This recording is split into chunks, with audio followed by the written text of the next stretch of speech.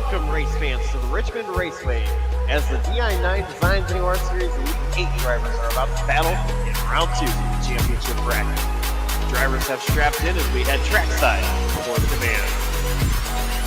Drivers, start your engine!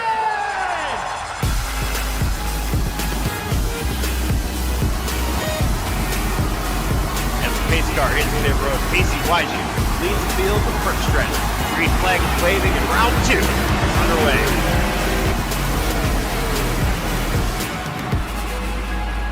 Yep, and that's something I do like to do, especially at tracks like Richmond where there is a viable high line. You can really get a big run down the straight, and you see Alonso right there. He's going to look to the inside of Pacey Wise and look for the lead here. Alonso Chicano trying to make the move. I believe Wyjet still led that lap, but it looks like Alonso will clear him here into turn 1. Chicano's going to get into P3 and now looking to take P2. Going to drive to the inside. Cole Snyder, they make contact. Cole Snyder! Cole Snyder going around.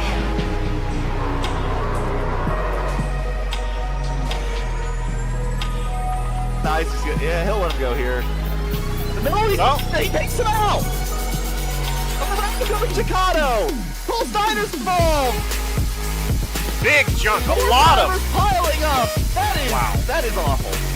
I'm sorry, but that's awful.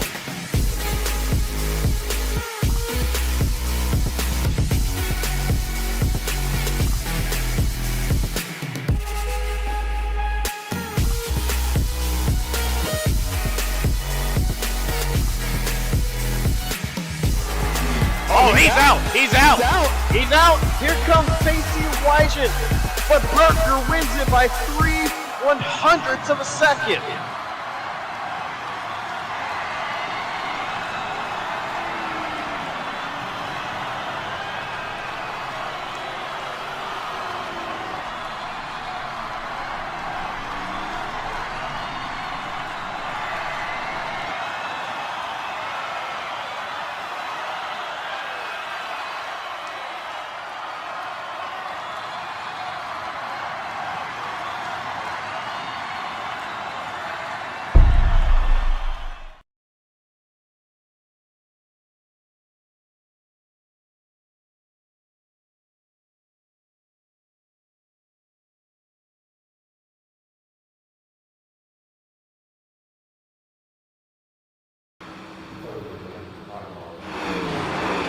Live here from Newton, Iowa. This is the Di9 Designs NAOR Series penultimate race, the final 4 at Iowa Speedway. I'm Josh Copperwell. I'm joined in the booth by Jonathan Campbell. John, this race, it is important for 4 drivers trying to advance their way into next week's finale for the top 2 in a championship race. Yeah, Josh, you mentioned the final 4 that we have here tonight, and that final 4 is going to be drivers of Jonathan Parker, Jose Ruiz, Zach Meredith, and Pacey Wygant. Drivers that are very, very talented with this league, but it's going to be a battle all the way throughout. We've seen drivers like Parker and Wygant show their strong suits on these 1.5 miles, but correct me if I'm wrong, I believe even Zachary Meredith has been very good on these 1.5 miles, just has not had the luck. And Jose Ruiz, just a driver you can never count out, a driver who's always there at the end of these races. I mean, a mistake by Jonathan Parker puts Jose Ruiz in the slot here to advance to a championship duel with whomever comes out on top between Pacey Wygant and Zachary Meredith. So, I mean, we're in for a show. There's still other drivers showing up here. We've still got likes of Nick Hapiak, Josh Arnold, Braden Holt is returning back to this series, Chase McGuire, Giovanni Klein. We've still got other drivers out here, but those 4 drivers are going to be where the attention is met tonight, because it's going to be important to see who is going to be dueling for this championship next week. So, a couple of things based off what you said that I want to touch base on.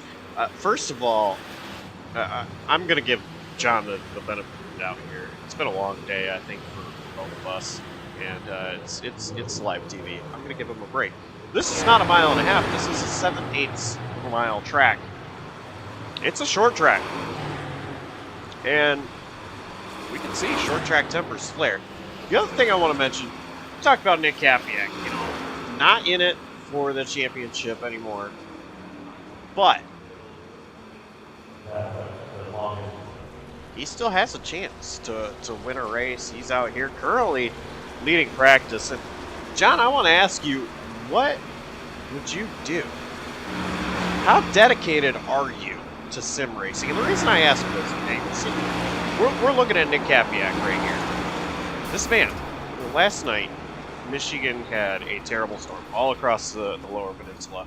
A lot of people are without power. I'm fortunate that I do have power. Now, Nick Kapiak, he does not have power. You may be asking, well, how in the world is he here?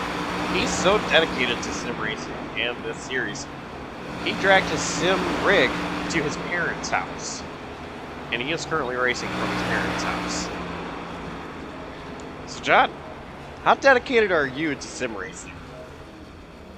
I couldn't say I'm that dedicated compared to Mr. Nick Kapiak. I mean, for me, it would certainly take a ton of work to be able to just pick up my sim rig and move it to another location. But not only that, talk about moving an entire PC plus the sim rig, all the cords, making sure you don't forget anything. Just a lot, and that just shows the dedication to not only this league, but to this, I guess we can call it a sport or a game in general that a lot of people probably would not show. So, I mean, huge credit to Kapiak for getting all of his stuff packed up and getting moved out there. And not only that, but getting moved out there, getting set up, and now sitting up here fast timing practice and see if that carries over into qualifying at all. All right, less than a minute left in practice. Who is your pick to win this race? The driver who's been dominant all season, the driver who's been the one to beat all season, driver who's only really had one other competitor going head-to-head with him all season, the guy who took the regular season championship. I gotta go with Jonathan Parker. You made a strong case for Jonathan Parker, and it's going to be tough. But, you know, as much as I don't want to go with the obvious here, I'm going to.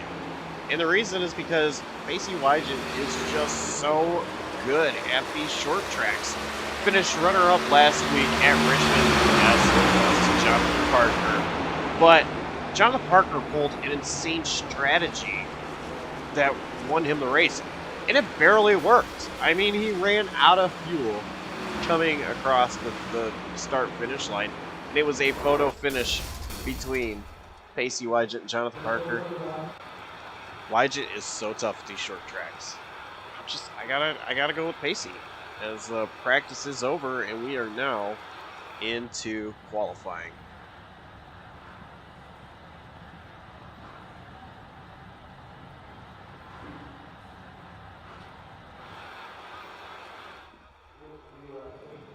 And there we go. Now we got some movement on track. So it's Jake Millsap, first one out there.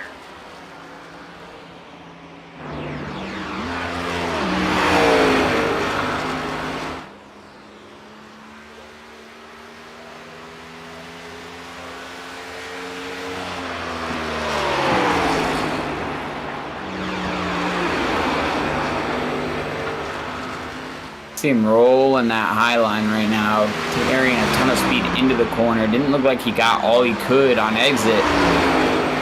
See now, tires should be heated up a little bit. You see him a little sideways on exit, but tires should be heated up a little bit. See if he can get some more grip as he gets down into 1 and 2 here. It's going to stay all the way out there by the wall, and oh, that's going to disqualify his lap right there. So he's going to have to take what he got on lap 1. You know, Nick Kapiak currently sitting in P3 after running a 23.653.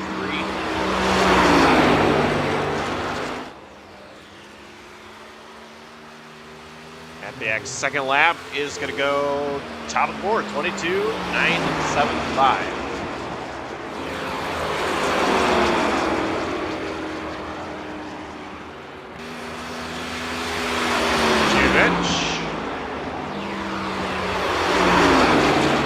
Bench was eliminated last week. Casey Wygent was Bench was going up against. Bench currently is in P5, or I'm sorry, P2, a 22.989.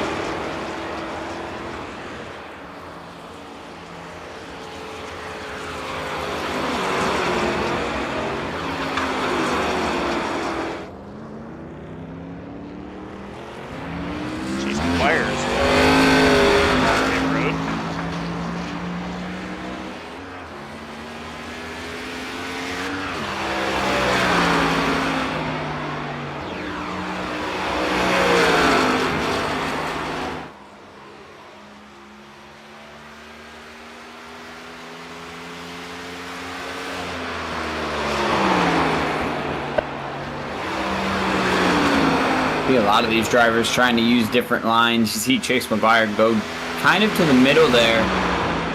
Looks like he wants to run it a little lower. No, down here in 3-4, he's going to move up just a bit right in the middle of that seam. And you see how that kind of just balances the car on exit.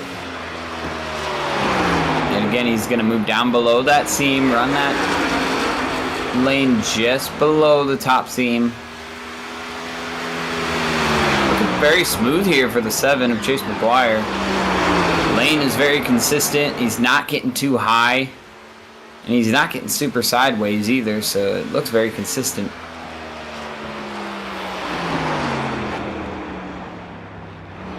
Nice. He's going to finish up P5 at a 23.233. 23.1 was his best, so he did not improve on his second lap.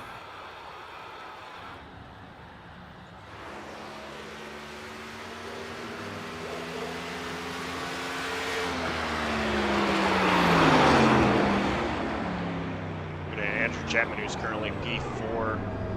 Chapman has completed both of his laps. Right now, the only one on track is, looks like Nathan Lehman. Nathan Lehman has already completed both of his laps. So just kind of taking some extra time else right now. So I do also want to say,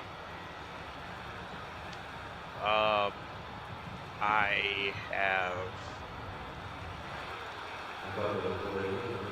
lost pretty much everything.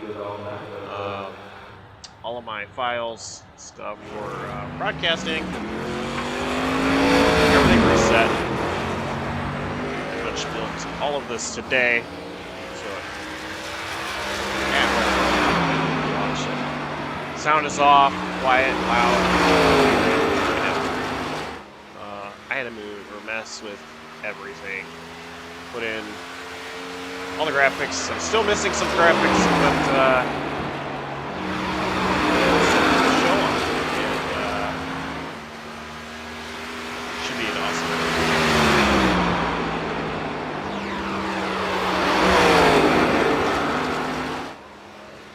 Braden Holt going across the line.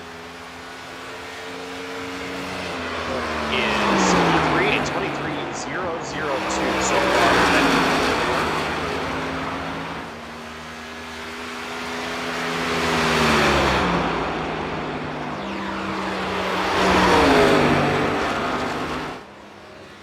Turn 4, little loose there.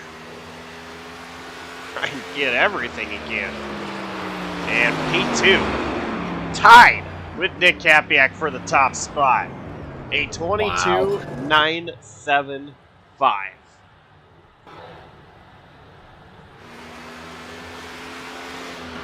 Zachary Meredith. P4 23.008. Josh Arnold exiting pit road.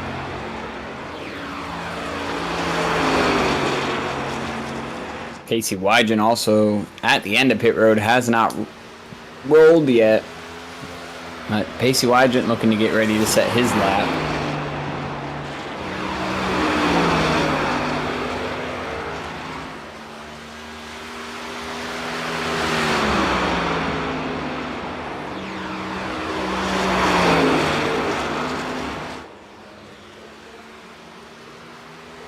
Josh Arnold's first lap going to be 23.488, but again, Casey Wygent is rolling, just crossing the start-finish line, taking the start of his first lap.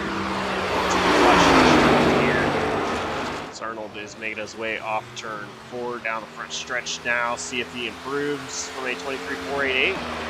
23.014 P5 goes Josh Arnold. Pacey Wygent coming off the 4 for Pacey Wygent. He's going to set his first lap. 23.420 on the first lap. That's good for P11 right now. Look to improve on the second lap. He rolls into 3 and 4. You see him getting all the way down to the bottom. Throttles up on exit of turn 4. Car doesn't move around that much. Comes across the line. 22.962. That's going to put Pacey Wygent to the top of the board right now, breaking that tie between Happyack and Holt for the top spot. So now it looks like Parker has rolled also out here for time. Parker is so fast during qualifying as well. Great qualifier. See if he can go faster than 9.62. Jonathan Parker's first lap.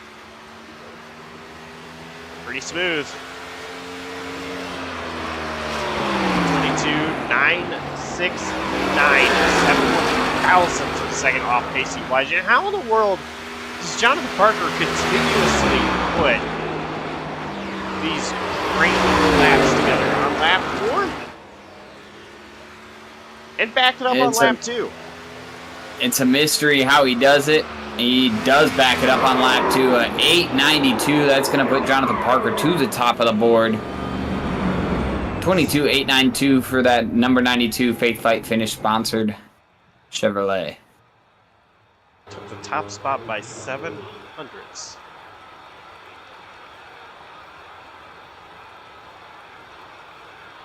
$50 seconds left. Nobody's on track except Nathan Lehman still out there.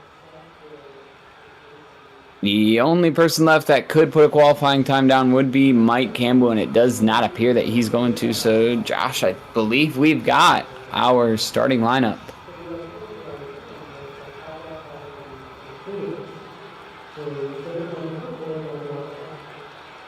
And we'll wait a moment for the timer to run out.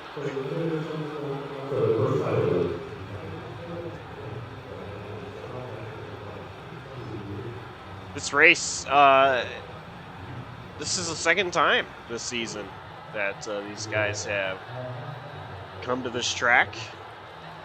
Ran it way earlier this season. It was a day race.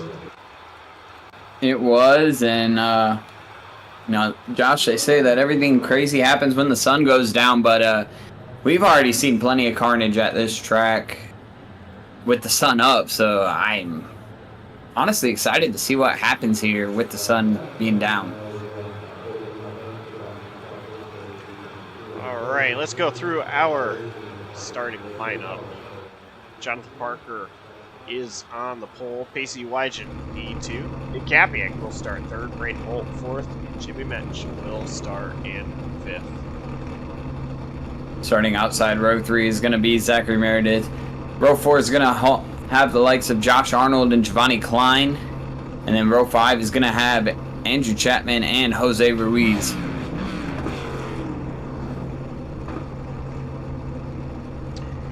Nathan Lehman will start on the inside of row 6 with Jason McGuire to his outside.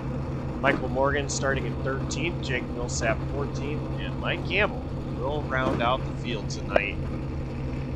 15 drivers going for the race win.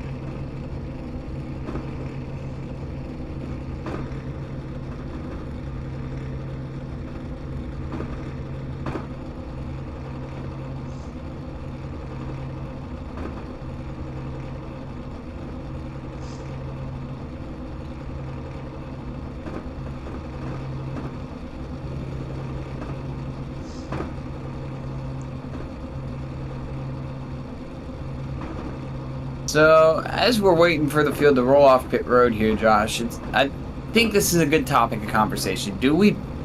I think with our picks, are we both saying that we see Wygent and Parker going at it for the championship next week? Is that a bold statement to make, or do you think that's a fair statement? You know, I don't want to discredit anyone. Zachary Meredith, Sam Ruiz, they've had seasons. But the two that have just been consistent, the two that have been always up front, and then, I mean, the two that are on the front row right now.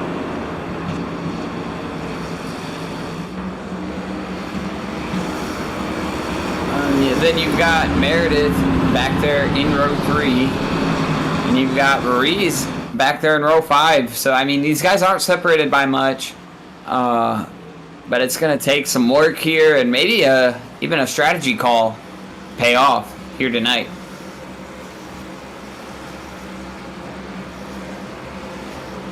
So the 4 drivers that are still in the playoffs have blue banner, blue spoiler. See, 2 on the front row. 17. Zachary Meredith. Sam Ruiz does not have the spoiler, but does have blue banner.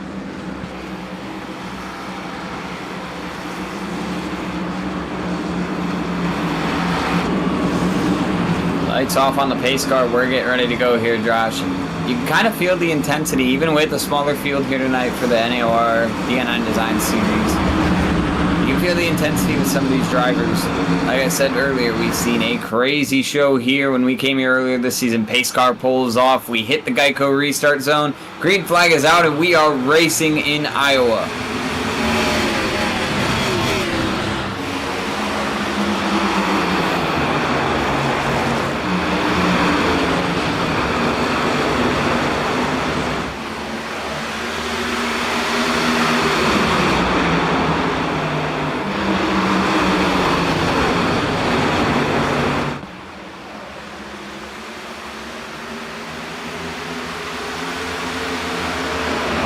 Trying to get to the top.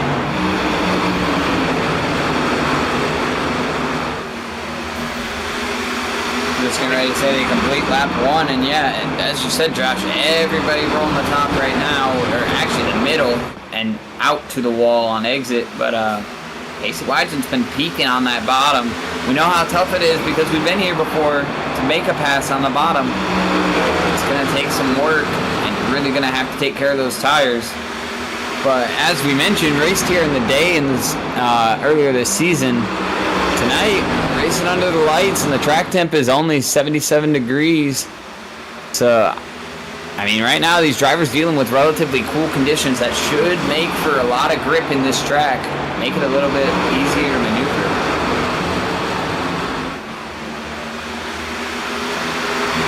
One thing that comes to mind, watch Jonathan Parker starting to roll the bottom a little bit more here, is the plans of sim racing in this short series here earlier in the season. Everybody was running the top except like one team. That one team was NAOR, and just kept hearing, roll the bottom, roll the bottom. It's gonna help on a longer run. Right now, you see all these guys different lines. I'm wondering if the bottom is really where it's going to be. Sure, the top may have the speed and orders, but at the bottom you're going to save your tires. And by the way, if you're curious to know who won Iowa, it was a PBR driver in the single race.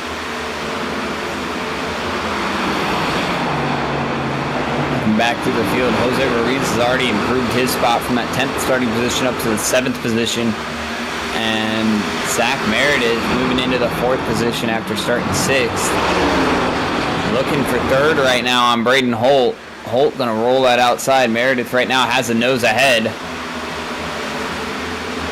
he'll roll into turn 1 and 2, and he'll clear for that 3rd position. So Meredith already up 3 spots. Marie's up 3 spots. These guys are aware of who's leading and setting the pace of this race, and they're both trying to get themselves up front.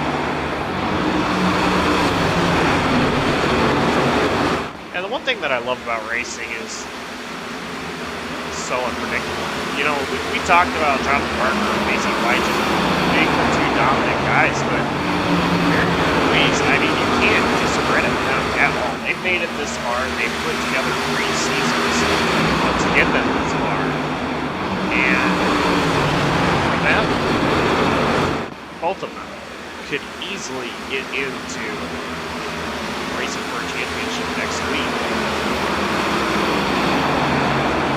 And make no mistake about it, Josh, these are not, I'd say, slouches in the field. These are drivers that are veterans of this field. They know how these guys race. They know exactly how to work around some of these guys that they're racing around, especially when you look at Jose Ruiz, as he's now up to the 6th position. I mean, a driver who is very much so a veteran with this league. He's been around since I came on the broadcast team for this league last season. And plenty of times I can remember saying, Jose Ruiz is going to get one soon, and he always shows up at the end of these races. And now showing up early on here as he's inside the top 6 cars, it could be a good night for Jose if everything goes smooth and clean. We've seen him be the master of running longer than everybody else on strategy. Of course, then you throw Jonathan Parker in the mix this season, and you kind of forget that Jose Ruiz is another one of those guys who can just run longer for a very strong amount of time. And he's not slow when he runs long either. It's tough to catch him when he runs longer. He does a great job taking care of tires, and he does a great job just managing how much fuel he has in the car. Wow. Up to 3rd, Zachary Meredith. By the way, that's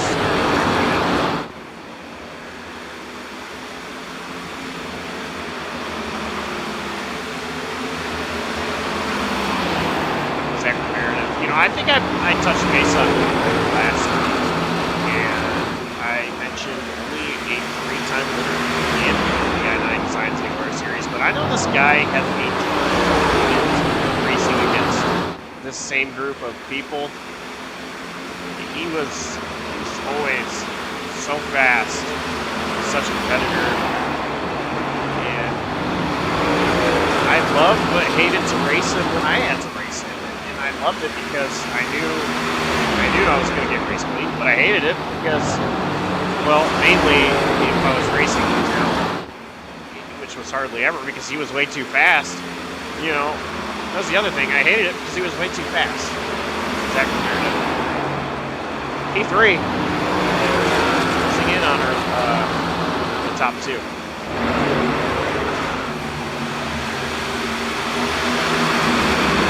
Looking at average pace right now, I mean, our top 3, top 4 even are relatively all the same. If anything, I've seen Parker as much as plus 2/10 on pace. Just usually on the exits of the corners, but right now pretty leveled out as Meredith just keeps trying to cut away little by little at the lead when he can. But how about the duel we're seeing up front right now? Wygen just hanging out, 4/10 off the lead right now, just sitting here stalking Jonathan Parker, not pushing an issue yet. 225 laps, that's a long distance to go. Not sure what their fuel window's looking like. Not sure what their tire window looks like either. You know, this could be a track where you wear out the tires before you even come close to running out of fuel. It's happened before. I've seen it before. I've been on the receiving end of it before. It's just important here to not push, realize what's at stake for both these drivers. Yes, a win's on the line, but right now, set yourself up to be racing for a championship next week.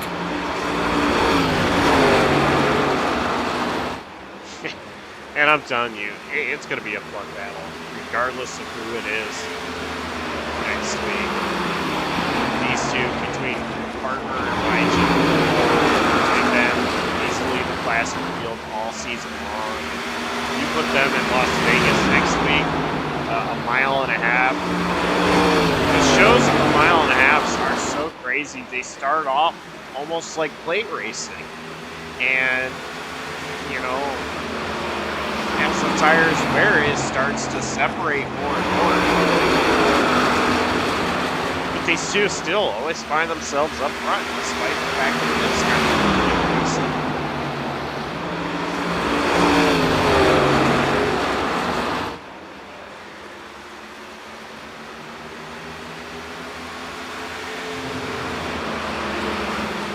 Go back. I've been continuously watching this battle back here. Nathan Lehman and Giovanni Klein just taking 15. This is battle for 7. Klein has gotten around Lehman.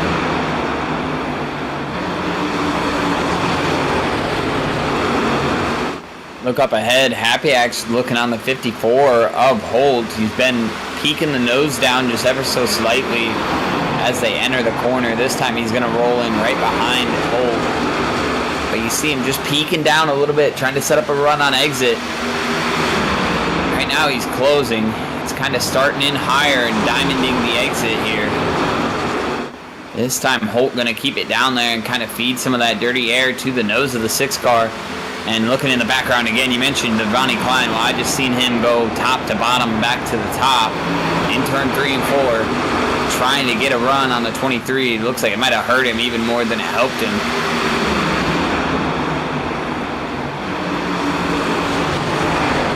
He now falls back into the clutches of Nathan Lehman and Jake Millsap, Chase McGuire, and Andrew Chapman. All these cars just kind of bunched together as you see McGuire going to go to the bottom here. Millsap. Andrew Chapman going to go to the back bumper for just a second, but he's going to have to take that run that he gets on the 7 car. Just not able to build the speed on exit here when you run in the bottom.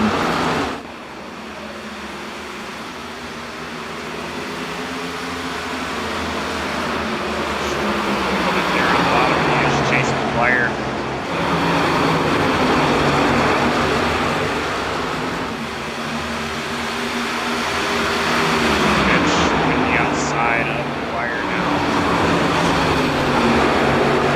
I gotta say, I don't know how intentional it was to have that much of a different look, but I do like the different look on this 94 this week. The red and the black,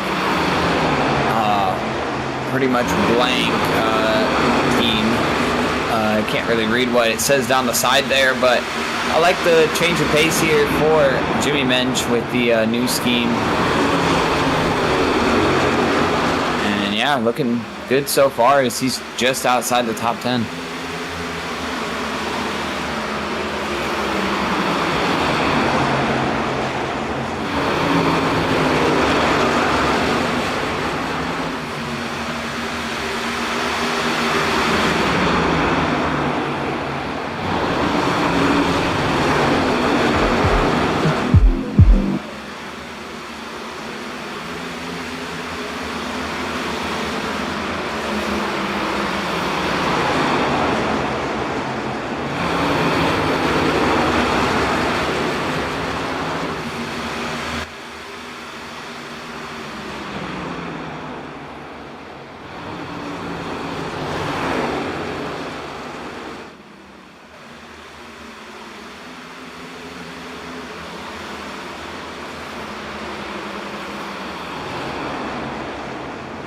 Adjust the volume a little bit. Might have went a little bit too quiet. But,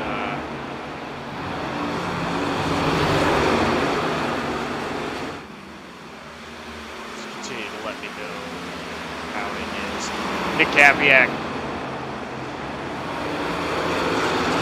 is behind Braden Holt. Capiak 55. Good job right now. In the zone.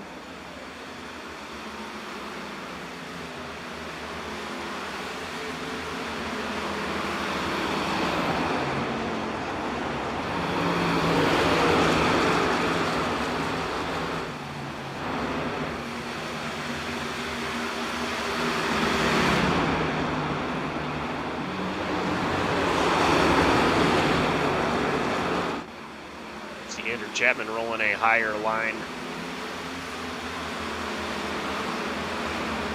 Back here, once again, Chase McGuire looking underneath Jake Millsap.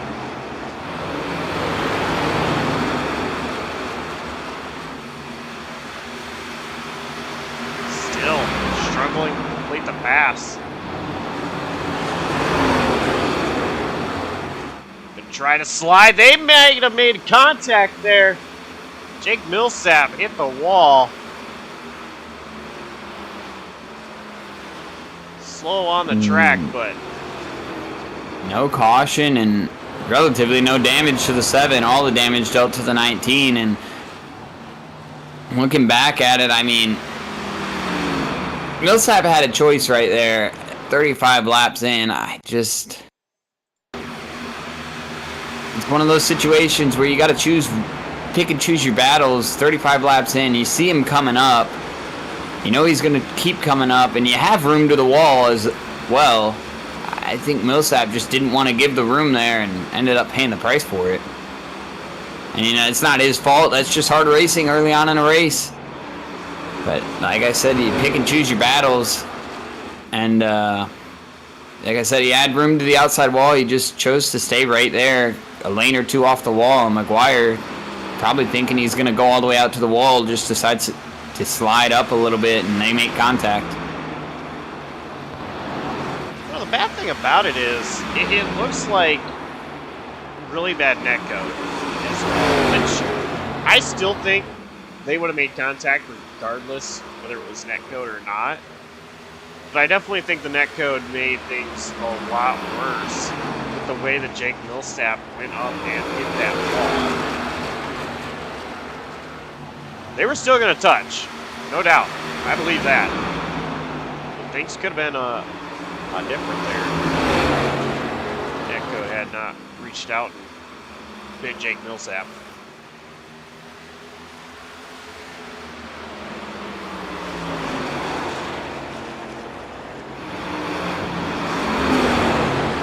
Nick Capiak still working on Braden Holt.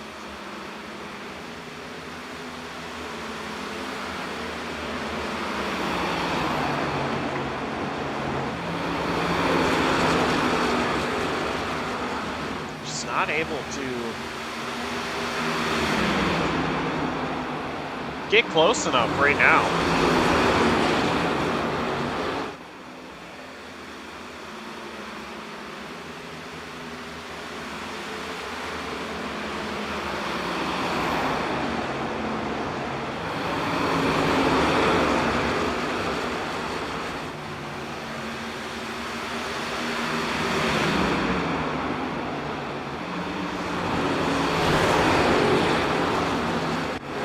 Ruiz still P6.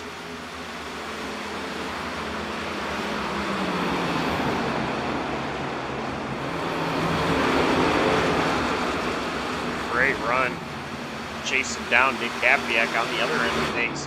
Zachary Meredith still currently in P3, has fallen off the pace and is coming back to Braden Holt.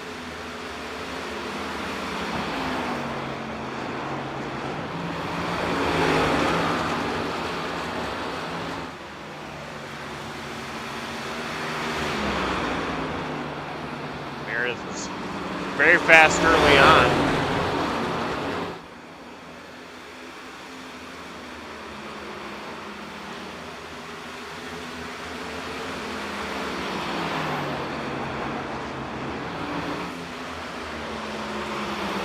Jim Mensch, Josh Arnold, and Chase McGuire battling 10th, 11th, 12th. Mensch got loose there off turn 2.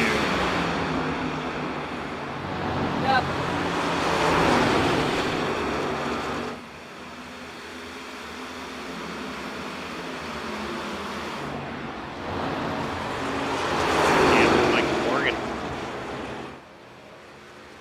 Morgan is going to allow Campbell to pass on the outside.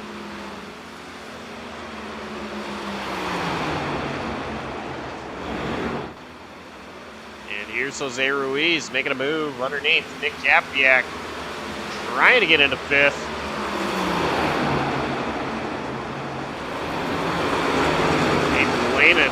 the way against the wall. That's going to cost him some momentum. Jose Ruiz going to tuck back into position. Roll the high line now as Nick Gapiak all the way down to the bottom.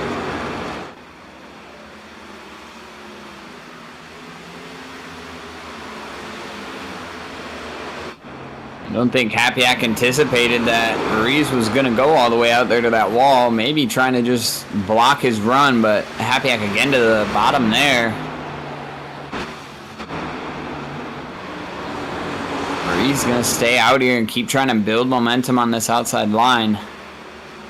Meanwhile, just ahead for third, Great Hole. Going to get around Zachary Meredith. Third, Meredith. Fall down to fourth. Almost 50 laps in here. Tire wear is starting to show its face right now. Who saved and who didn't. Meredith falling way back as this battle is 4 seconds behind Parker, who's leading. Wygant almost a second behind Parker now. So tire wear is starting to show as these guys continue to run out here.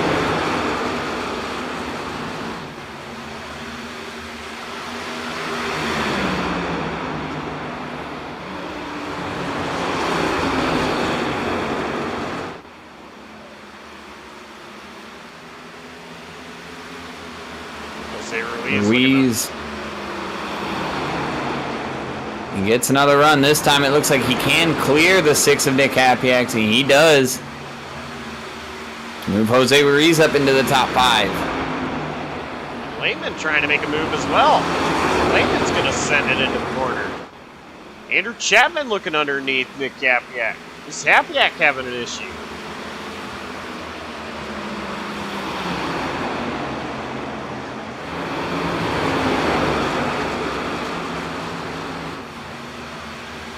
Hapiak's going to lose 3 positions there.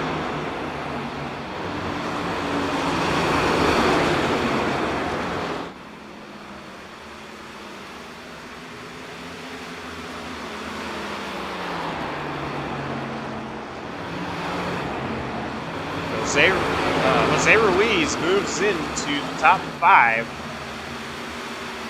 Now all 4, or final 4, are in the top 5. Great hole separating them in the middle.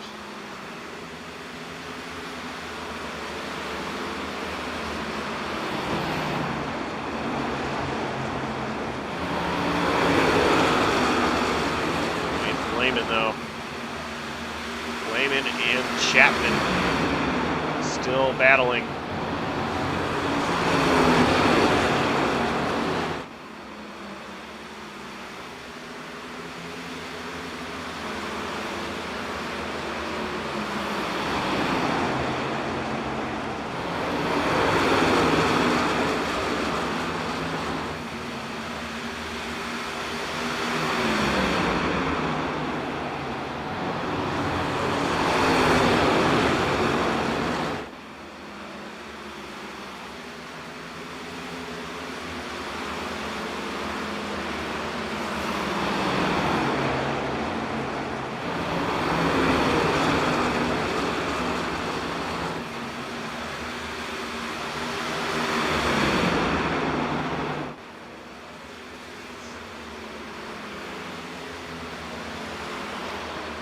John Parker, Pacey Wygant, they have both made it past Mike Gamble.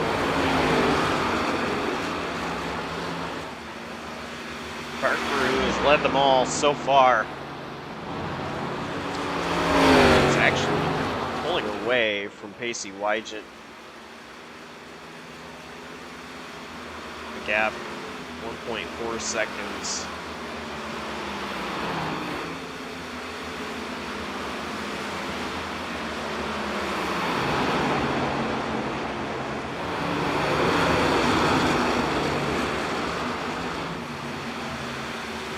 Still battling.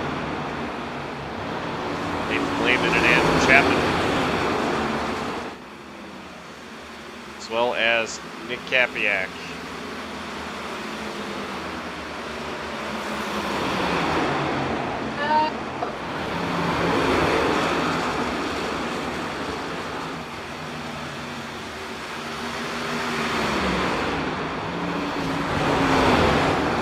Zachary Meredith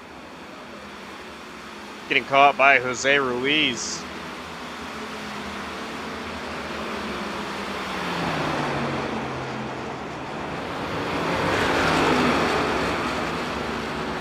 Ruiz is looking low. 1 and 2. Now Ruiz is going to run the high line.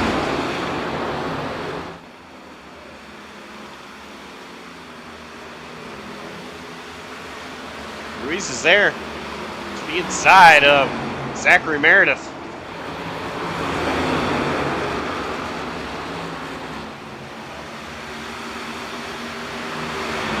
Not able to make the move.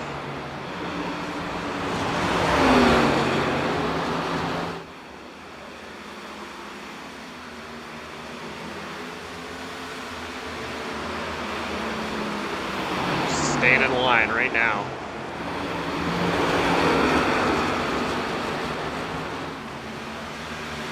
Oh, Meredith with a moment there, exiting too. Meredith's going to go to the bottom.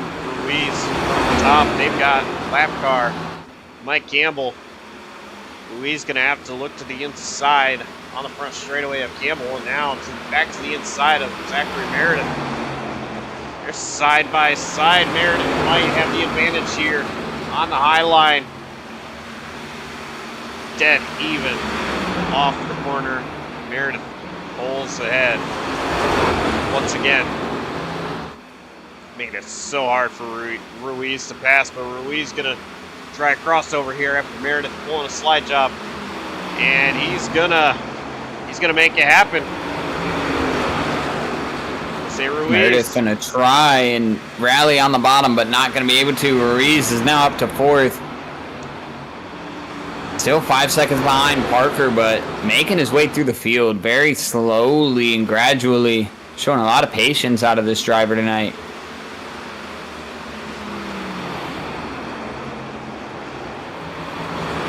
He's doing an incredible job.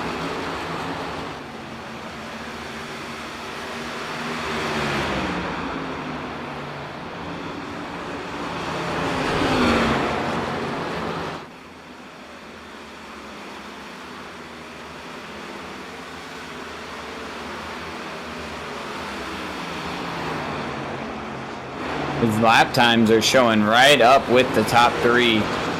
Actually, the second fastest out of the top 4 right now. The only person faster than him is Jonathan Parker, and that's only by a couple hundredths.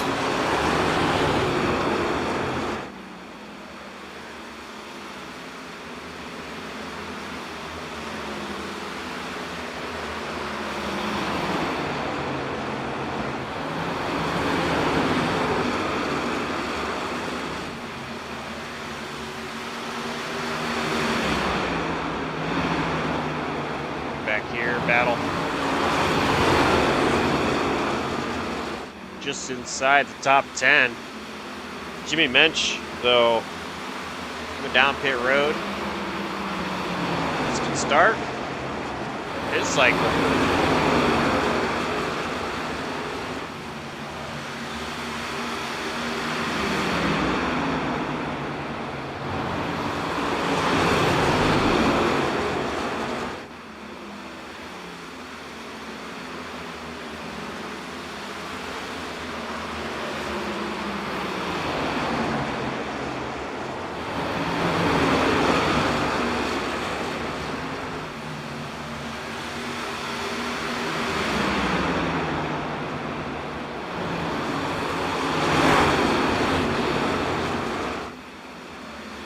Arnold trying to work his way around Giovanni Klein. He's going to pull to the inside.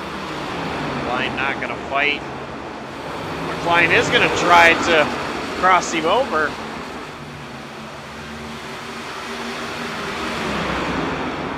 Meanwhile, Nick Kapiak able to get around Nathan Linden for P6 just ahead.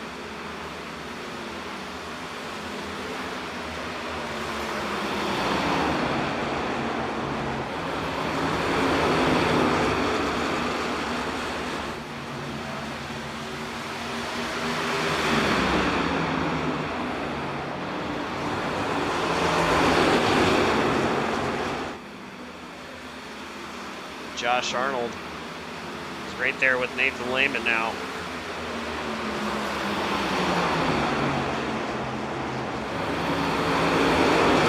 Arnold won 7th.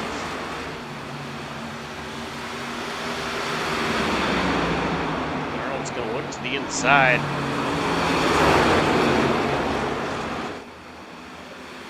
Zachary Meredith coming down pit road.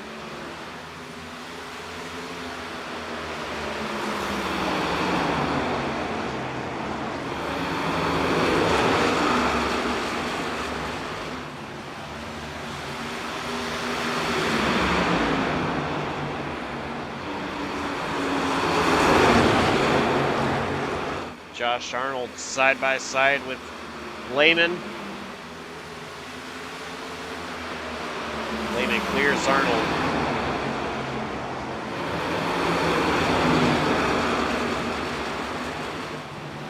Oh, but Lehman's going to slip up on exit. Arnold's going to get the run here into the corner.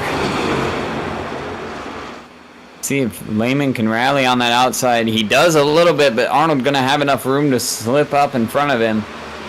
Arnold moving himself up into P6 now.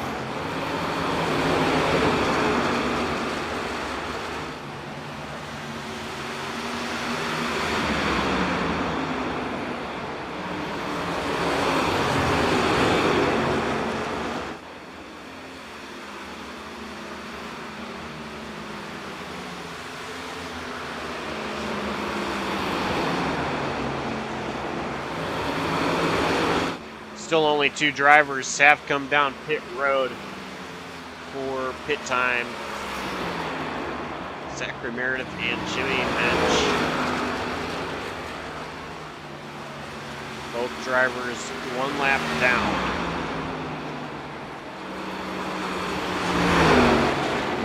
Back up front, we're getting ready to have a battle for the 3rd position, but also a battle for the 2nd position. Pacey Wygen has fallen back over 3 seconds from Jonathan Parker. Now Braden Holt and Jose Ruiz closing on him. Ruiz closing in on Holt. Ruiz getting ready to move himself up not only just to the top 3, but possibly up to 2nd.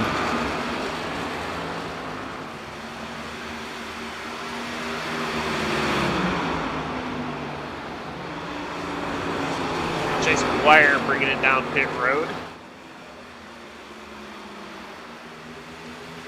Yeah, these drivers very close. He's Wygen just up the distance just a little bit, but oh goodness, Braden Holt! What a Way slide! Sideways. That's just opening the door for this 23 to get there. I think the 54 is trying to push to hold the 23 back as they were both catching on this 00. I'm sure Holt would just like to get up to the 00 and not have to battle, but Jose Ruiz has other ideas as he continues to close in on the back bumper of this 54. And Holt's going to come down pit road. So Jose Ruiz will get past, go to P3. Here comes Chase McGuire on those much fresher tires. Also down pit road is Andrew Chapman.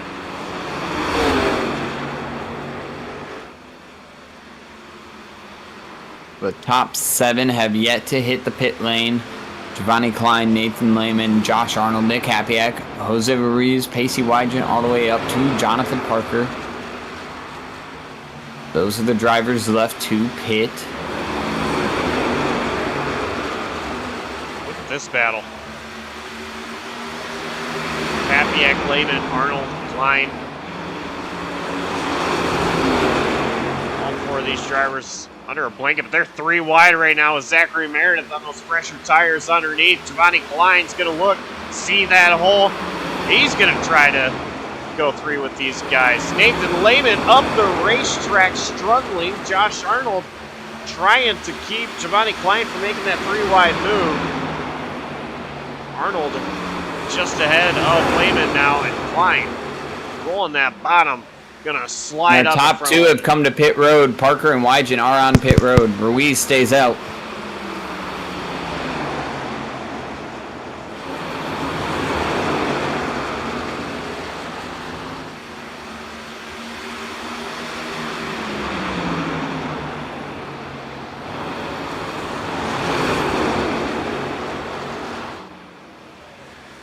All four of these drivers still not wanting to come down pit road.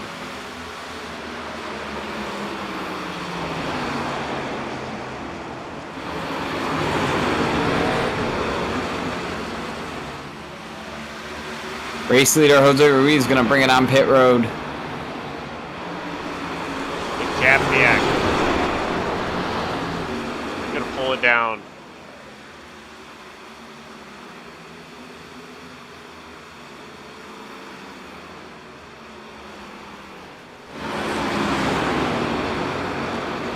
It leaves Arnold, Klein, and Lehman out here.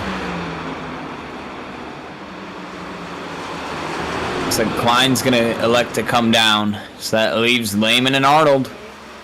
The last two that still need to pit.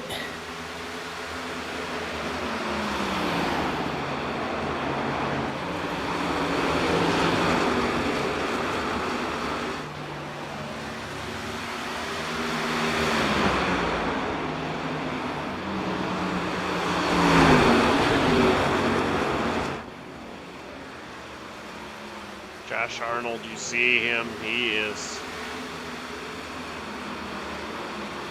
allowing drivers to go by. Something's going on with Mike Campbell, though.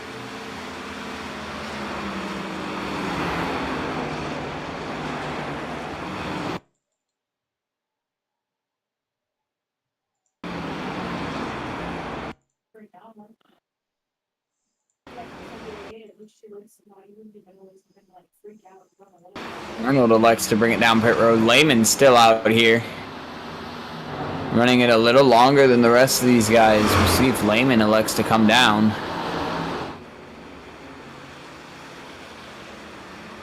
I'm not sure what was going on with Mike Campbell, if he wanted to bring it down pit road.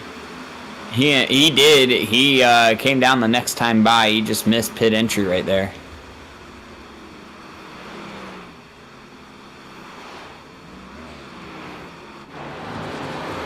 As I'm hearing over the driver comms, that driver of the 14 is going to bring it down pit road. That's going to hand the lead over to Zachary Meredith temporarily as he runs ahead of Braden Holt right now. Jonathan Parker all over Braden Holt right now.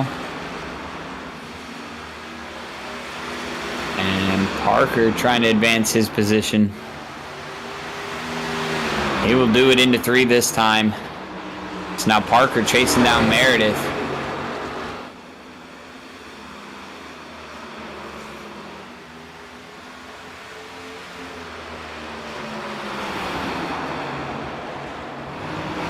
See the gap on your screen right now. It's about 3.5 seconds and closing at a quick rate with Jonathan Parker just getting enormous runs through this corner.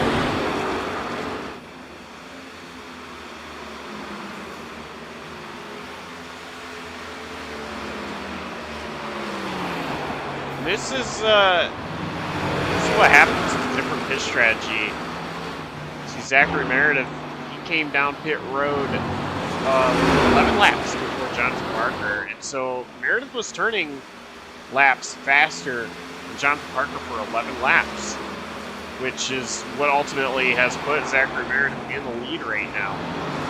The problem with this is now his tires are 11 laps older. Jonathan Parker will therefore be going faster, and as a result, Parker will be catching Meredith. Gap is 2 seconds. Now there are 2 cars between the two, Nathan Lehman and Jake Millsap, but they have fresher tires than Meredith. You see here, Lehman is going to look to try to pass. I think Zachary Meredith does not want to let Lehman pass.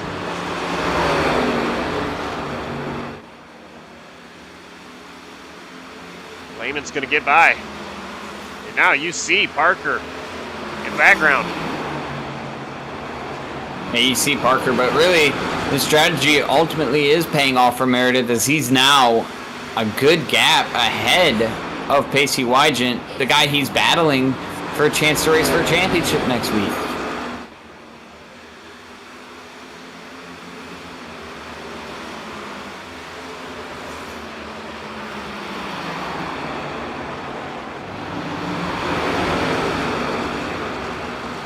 Right now, Meredith just ahead of Jonathan Parker. Parker is going to look to the inside. Meredith's going to power it on that outside line, but they're still side by side entering one. Meredith not going to give Parker any room to slide up and get to the outside here. He's still going to have the advantage. Again, I say it's about a race win, but for Meredith, you just got to look big picture. Same thing for Parker. How much do you push here? Big picture is right now, you both have a chance to punch your ticket to next week. How hard do you push here for this race win? How much does it mean to you?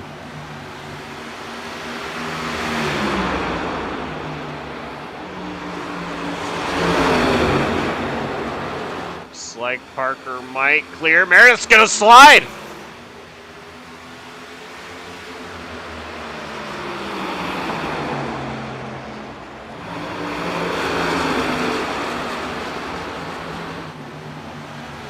Meredith slides there, and he's going to just have to slot back in that second position. Still, about a 2-second advantage back to Braden Holt, and about a 3-second advantage to his championship rival right now in Pacey Wygant.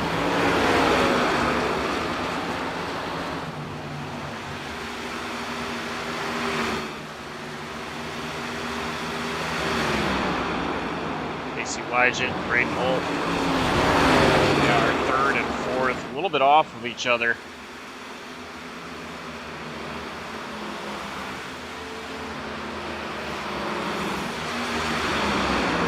I'm gonna look at this here, and well, these three still around each other. Just can't get away. Josh Arnold, Nathan Lehman, Giovanni Klein. 9th, 10th, and 11th.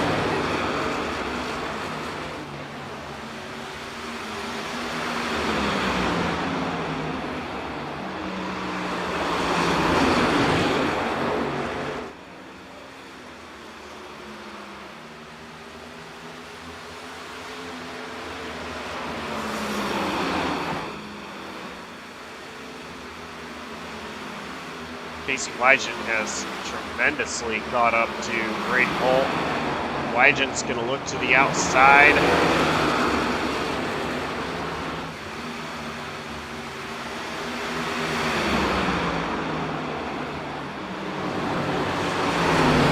Just not able to get there. And what this is doing, it's just hurting Pacey Wygant, because although they both are catching the 17, Wygant needs to not have to worry about this 54 being in the middle of the battle between those two. So Wygant just trying everything he can to get around the 54 Braden Holt. Right now, kind of getting held up by the 54, just allowing Meredith to hang on just even longer, not having to force an issue.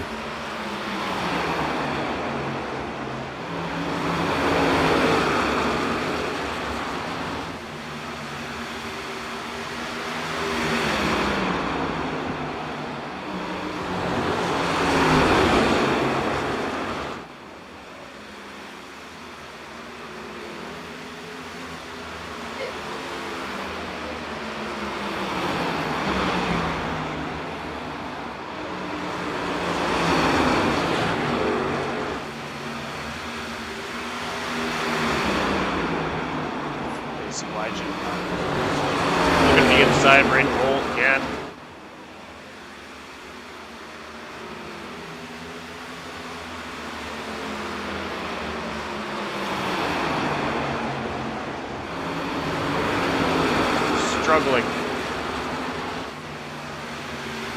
Struggling to make that pass.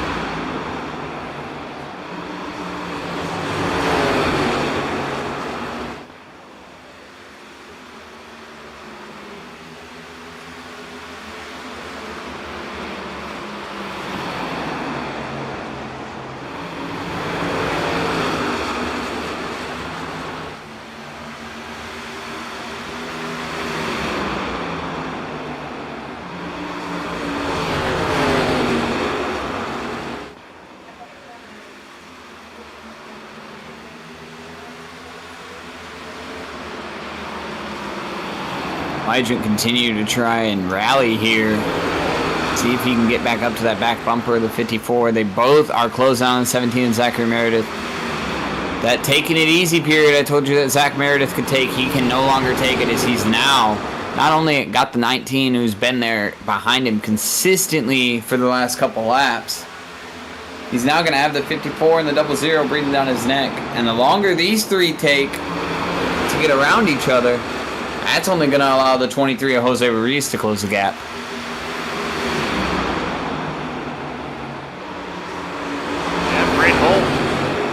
Try to get around Millsap. Not able to. Holt's going to slide.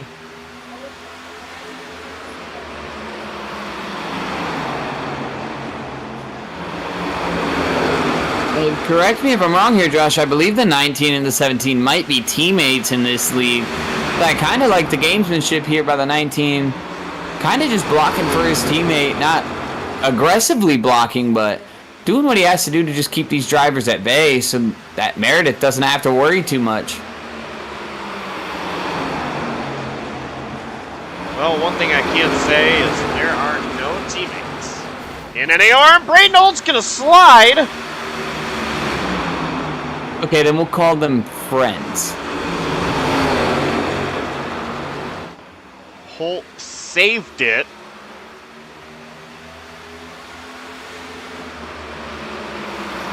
That had to hurt.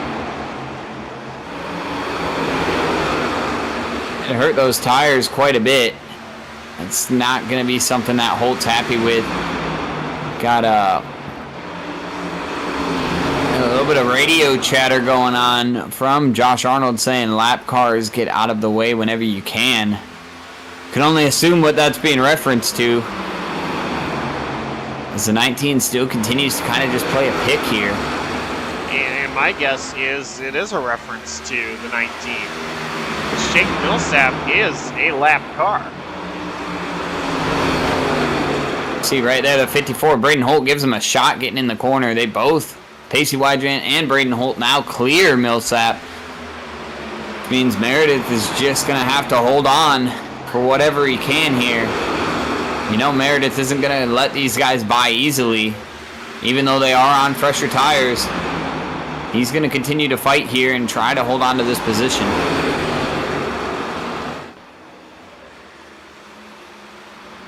Pacey Wygant's going to look to the inside.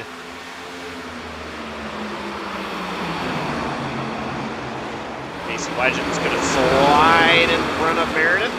Braden Holt going to fill that gap so Meredith can't try a crossover.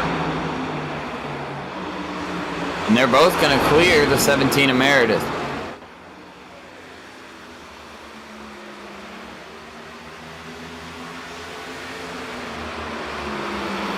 Pacey Wygant back up to P2.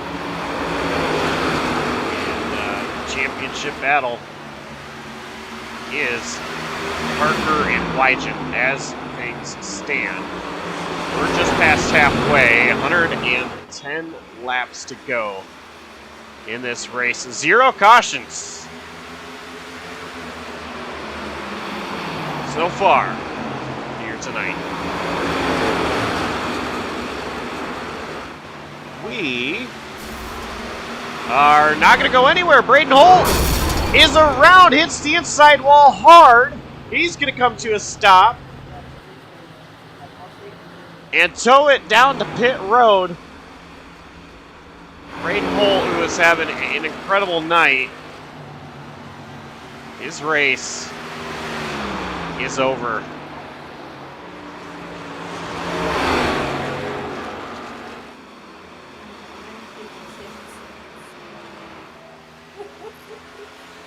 Let's take a quick look back at what happened.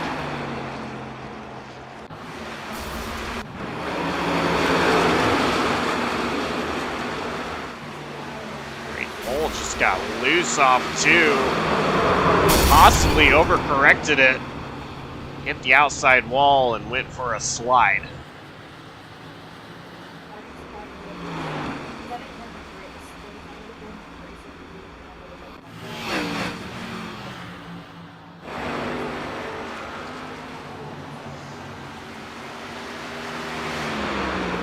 So Jonathan Parker, we're going to try this again. Jonathan Parker, still leading this race. We're going to do something I haven't done in a while. JCTV, turn it up.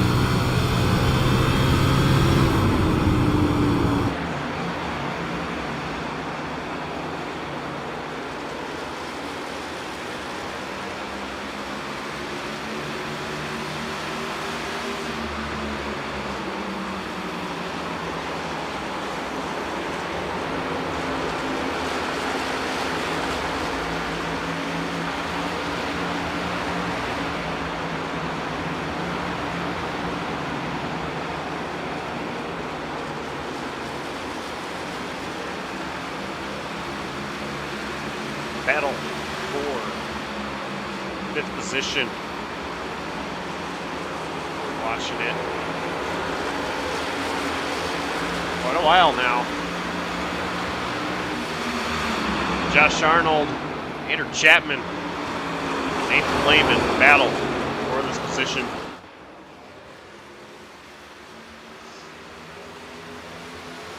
Right now, Arnold getting the better of the 3. Chapman trying to just hold off Lehman. Remember, Lehman was the last car on pit road, so he's got fresher tires than the entire field right now.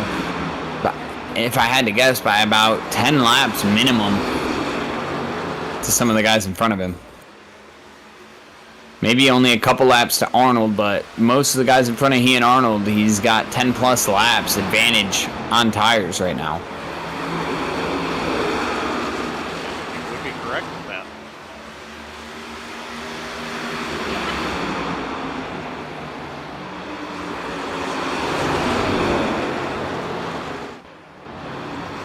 Jonathan Parker. He has been the man up front all race long. The only time he wasn't leading was during the green flag pit stop stretch. Otherwise, 92 machine has been up front. He is about to put Jimmy Mensch a lap down. Mensch is currently running 10.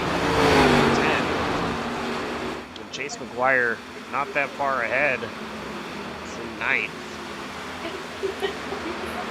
JP out here putting on a show right now.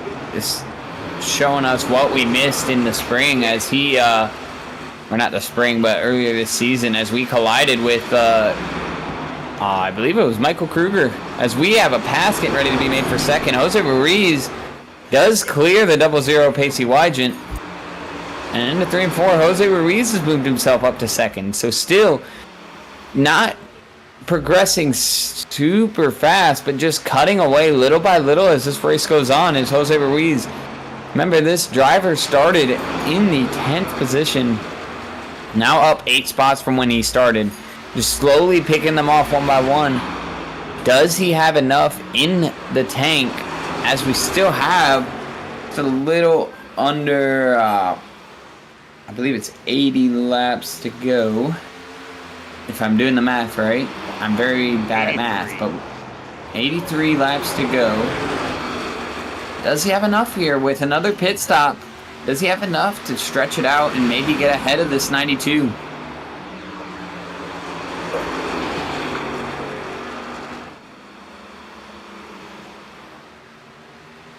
It's going to be interesting.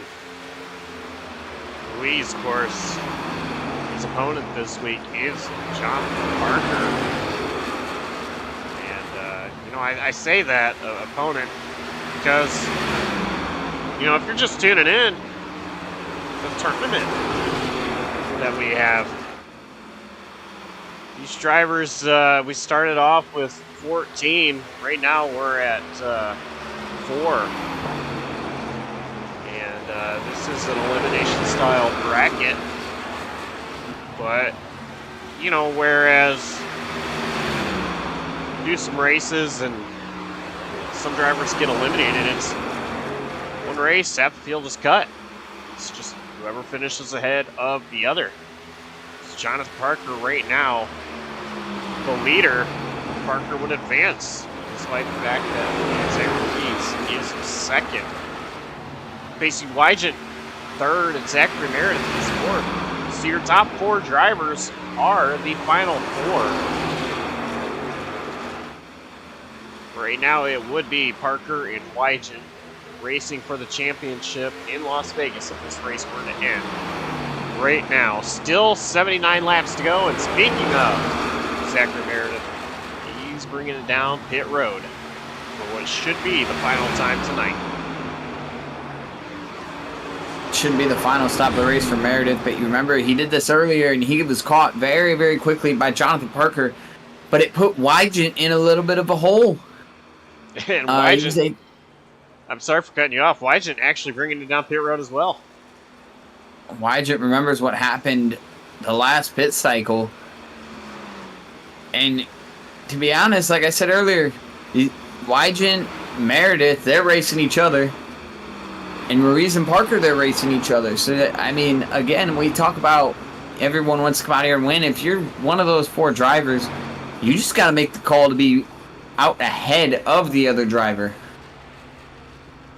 I think that's what Wygant's doing here is he remembers what happened last time, how much ground he lost and had to gain by Meredith coming in so soon. He doesn't want to even take the risk of having to run Meredith down through lap traffic, so he's going to come down 1 lap later and try to beat this 17. He is easily going to be ahead. Elijah is coming off turn 4 right now. Got the stripe and right back here, just ahead of race leader Jonathan Parker, is Zachary Meredith. Both drivers 1 lap down. But, yeah, as you mentioned, I mean, it really doesn't matter, you know, at this point, where these guys finish. It just matters who finishes ahead of the other. Exactly, and like I said, Wygant did what he had to do there. I think if he stays out longer, he just puts himself right back in that box where we see a car that could be a lap down playing a factor and maybe holding him up for longer than he needs them to hold him up. Now, if you're Ruiz, when do you come in here? Do you try to run the long game again, or do you short pit here and hope that you come out ahead of Parker with the speed? This is that time in the race where you got to take a gamble, especially when you're talking about racing for a championship next week. What are you willing to do to try and race for a championship?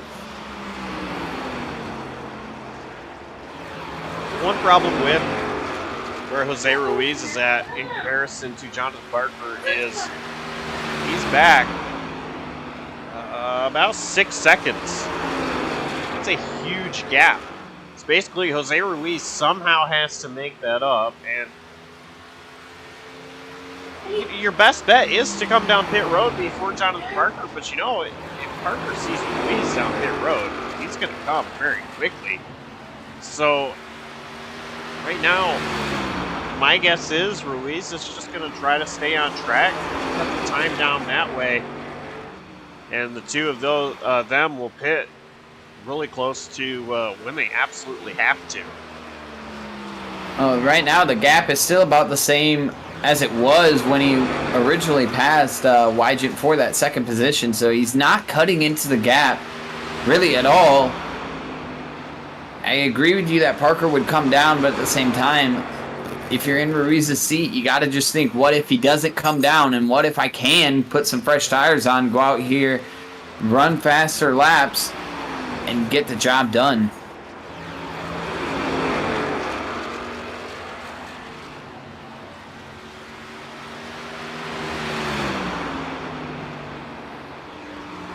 Josh Arnold coming down pit road.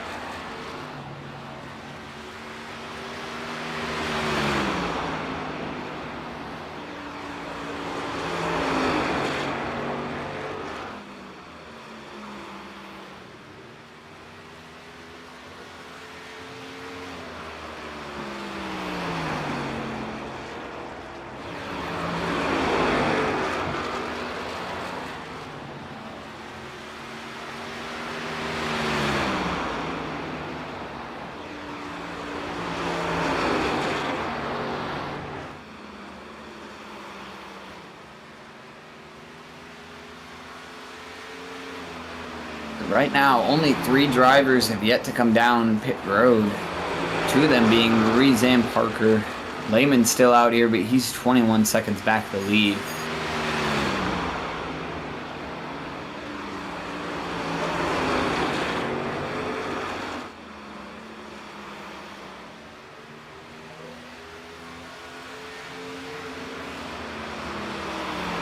When do you come down pit road if you're Ruiz or Parker?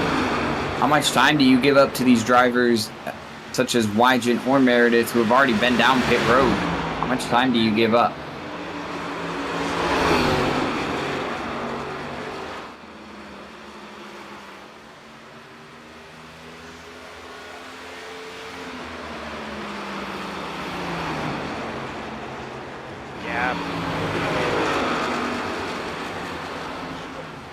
it's just growing between Parker and Ruiz.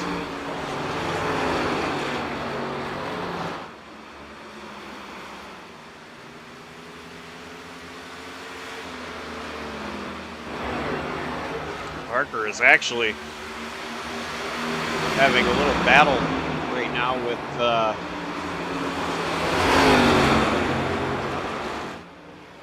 Nathan Lehman, Jake Millsap. Millsap trying to unlap himself at least one of his 4 laps. Not to spoil the party here, but radio comms just confirmed 92 going to be bringing it down this time by, as you see him making himself set up to go in.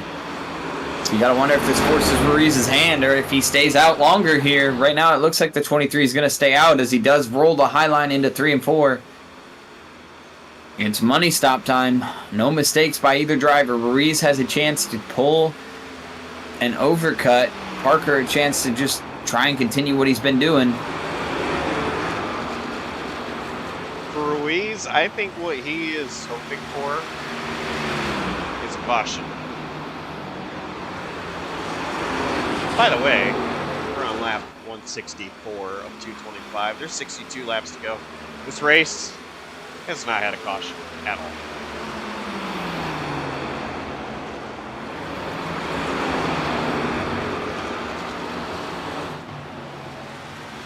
Jonathan Parker is off the way.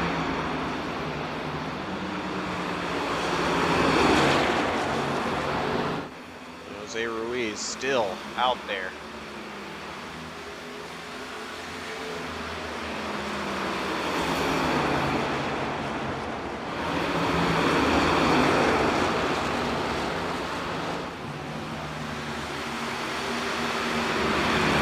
Ruiz just hoping one mistake from one driver could be all he needs to get the job done, as it looks like he's going to just yield and pull it down to pit road. He almost misses pit entry there. That was a close one. Yeah, one mistake from one driver, but not himself. Well, and in a sense, that's just what he's trying to do, is get all he can, because he knows he's going to have a gap to overcome to the 92, and it's probably going to be even bigger now that he stayed out a couple extra laps. He's in for his service. This will hand the lead over to Nathan Lehman, who is yet to pit. Wygent's going to get by, and Parker's ultimately going to get by as well. And Jonathan Parker way ahead. This is Ruiz. Still on the apron, now pulling in, or off onto the track, rather.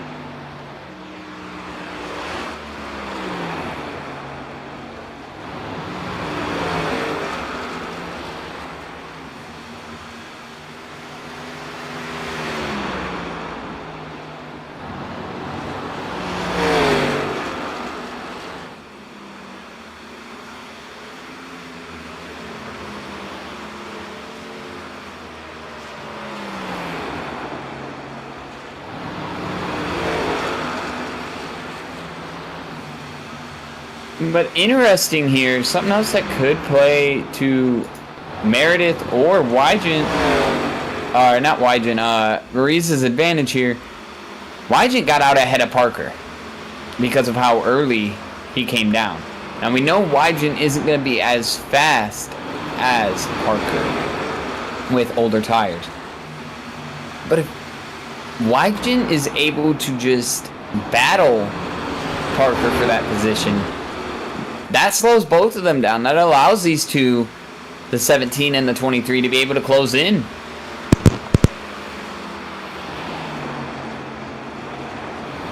going to be interesting. Still a long way to go. 55 laps left in this race.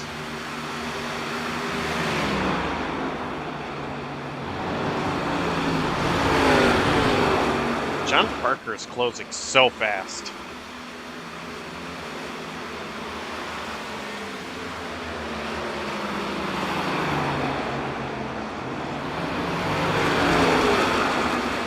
Parker's going to look underneath Pacey Wygent.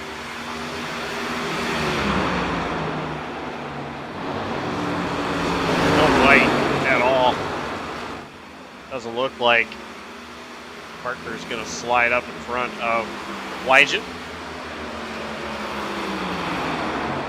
And new race leader. Well, sort of new race leader.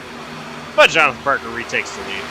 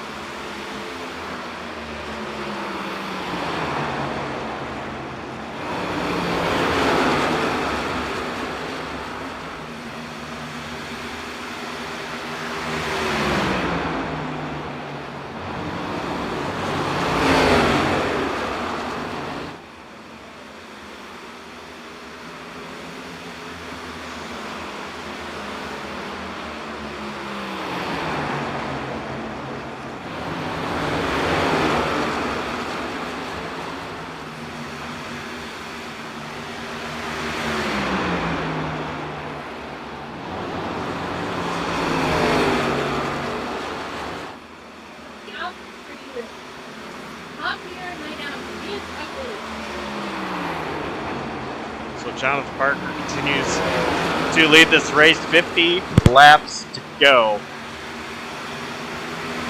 I'm wondering how tired these drivers are.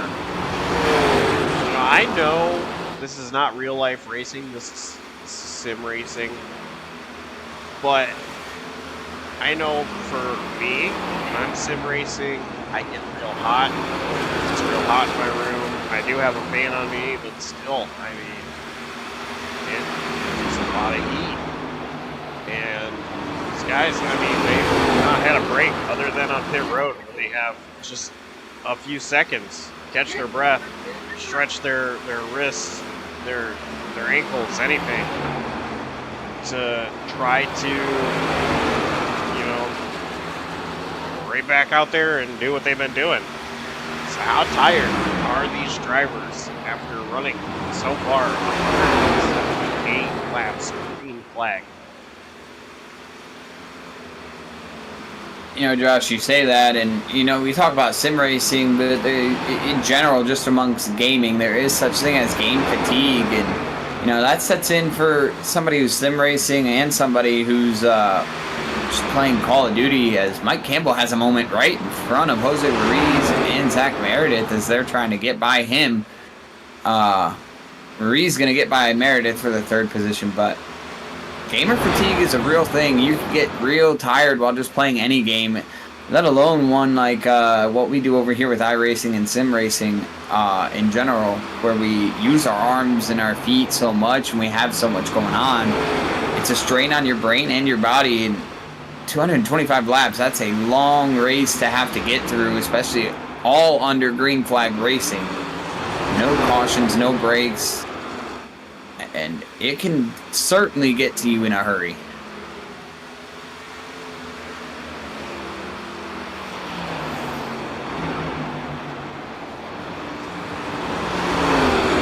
A few weeks ago, or one of the series I run in on iRacing is the NASCAR iRacing series, which follows real life NASCAR schedule, but I have distance races.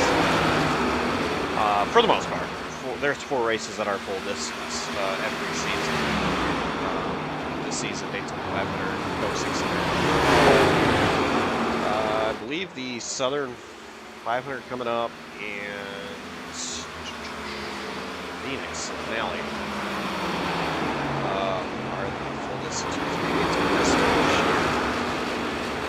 I can't remember, but anyway, iRacing officials at road courses, there's no yellow flags. And a couple weeks ago, we were at the Indianapolis road course. My air conditioner in my room quit working just before the race. Which I never really have it on. It was like really hot that day, or that morning, so I didn't have my air conditioner on. It wasn't working. Oh, we've got contact between McGuire and Wygen. Almost the accident we were waiting for. McGuire just not able to let this 00 by. Wygent slides up and gives him a door. Wygent struggling to get around this 7 car right now. The 7 car is holding Wygent up, just allowing Ruiz to close in. And if you're Meredith, you got to get going here too. That's your competitor that's struggling to get by a lapped car.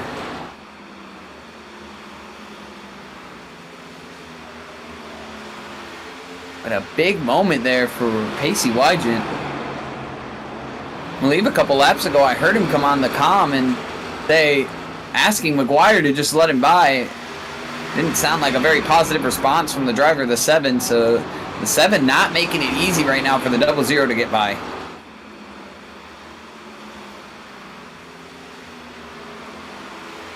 Makes things interesting. It's making a lot of things interesting right now as you see that blank white number 23 rolling into the picture here.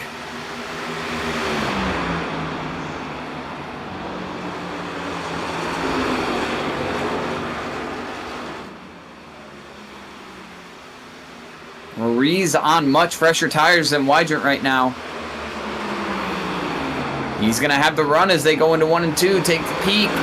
Wygent going to get to They're gonna be 3. the door, the 7. That was almost bad. This is what I was talking about a couple laps ago. The 00 can get there. He just can't get by the 7 to Chase McGuire. Now the 23 going to pull down and get to the inside of the 00. But the 7 again just going to be right there in that pocket. The 23 not going to be able to clear yet. He does clear Wygent, and he should clear McGuire. And yet again, Josh Arnold coming over to the driver comms, letting these lap cars know they need to give way to the lead lap cars. McGuire going to slide it up to the wall here. And it looks like Wygent might finally be able to clear himself with a 7.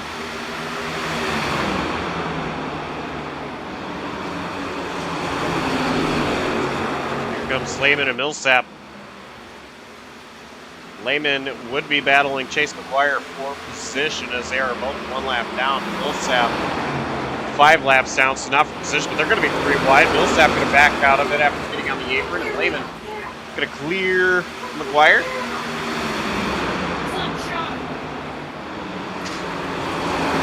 Now Lehman looking underneath Pacey Wygent to try to get around Wygent. Again, not for position, but Lehman lays off for now. Lehman lays off for now, but it does appear that Lehman is on the fresher set of tires. So he will get to the inside of the 00, or at least get a peek here as we go into 3 and 4. Wygent going to hold it around the outside. Lehman goes to the bottom. See if Lehman clears corner exit. He does not. That's going to allow Millsap to take him 3 wide. And yet again, Lehman's going to take another stab through the middle. Wygent going to pull down wisely in front of the nose, and Millsap going to roll the bottom.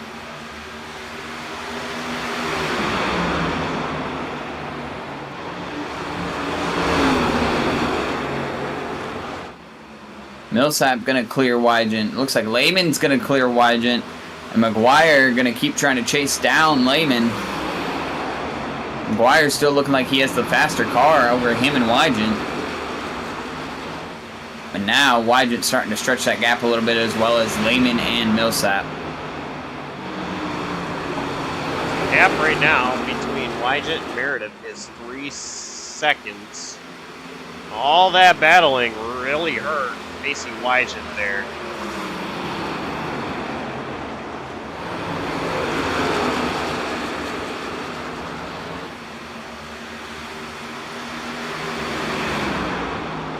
Do have a little bit of a battle looking like it's heating up for the P6 position between Arnold and Klein. They are right there with each other. A little bit of a gap. Arnold running that middle lane, but Klein running that bottom. Actually able to gain a little bit there. They both run similar lanes as Giovanni Klein gets to the bottom again, and he's going to have another beautiful run out of the corner.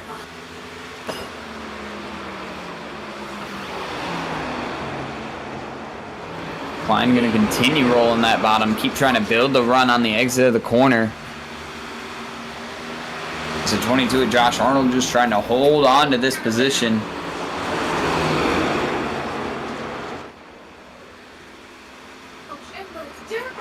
Line's doing a great job.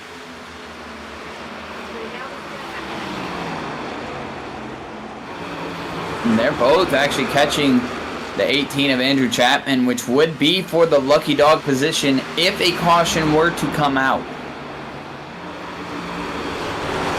So now, as opposed to being a battle for the 6th position, this becomes a battle for the 5th position and a pivotal battle at that, as one of these drivers would get the free pass if a caution comes out. The next car that would go a lap down would be Zachary Meredith. But the gap between race leader Jonathan Parker and Meredith is almost at the track. Klein going to peek again to the inside of Arnold. You see the 18 of Chapman just ahead. Klein looked like he got a little loose on entry there, but he does get the run to the door of the 22. We'll see if he can rally up some speed on exit. He does not this time. Now he's going to be getting that dirty air from the 18 of Andrew Chapman, as Chapman's running the same line as the 48 of Giovanni Klein.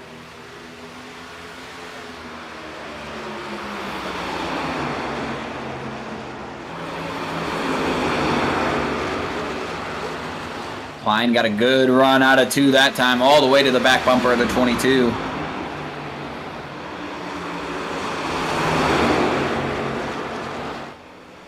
Yet again, just not able to build that momentum with a car to your outside. The bottom only works if you're able to run up to the wall on exit. You'll see it here. Giovanni Klein going to be able to run all the way up to the wall, and you see he keeps proximity to the 22 of Josh Arnold. But then he's going to look down here in 3 and 4 and have Arnold on his outside and not be able to get back to the gas as well. They're really tight there. Arnold was trying to pinch Klein down.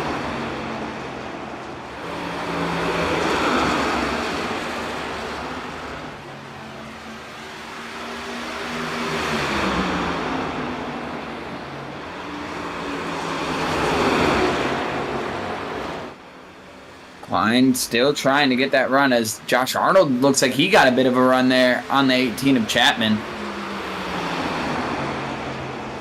Now Arnold going to take a peek to the inside of Chapman here. Chapman going to run a little wide, lose some momentum. That's going to allow Arnold to get all the way to his bumper. See Giovanni Klein giving a bump to the 18. Oh my goodness.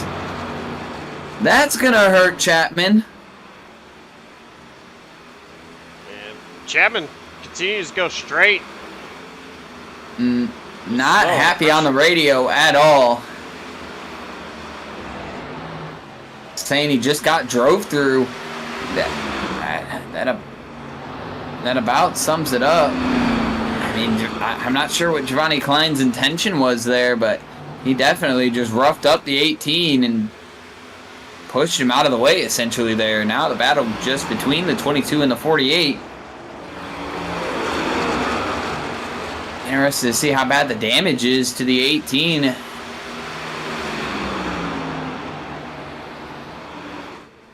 Chapman's going to bring it down pit road. These two drivers still jawing at each other on the radio.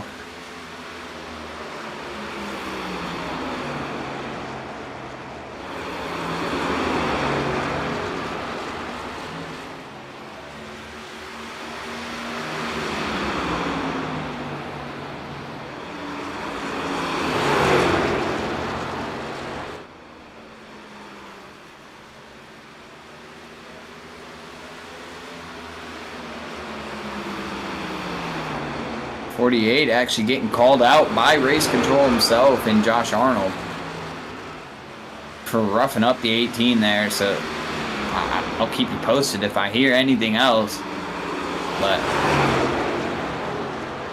potentially just a race altering move there for the 48.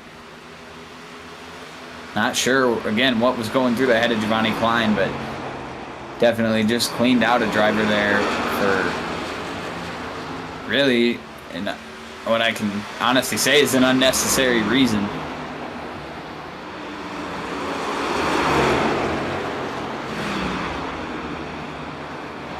The battle still wages on between him and Arnold.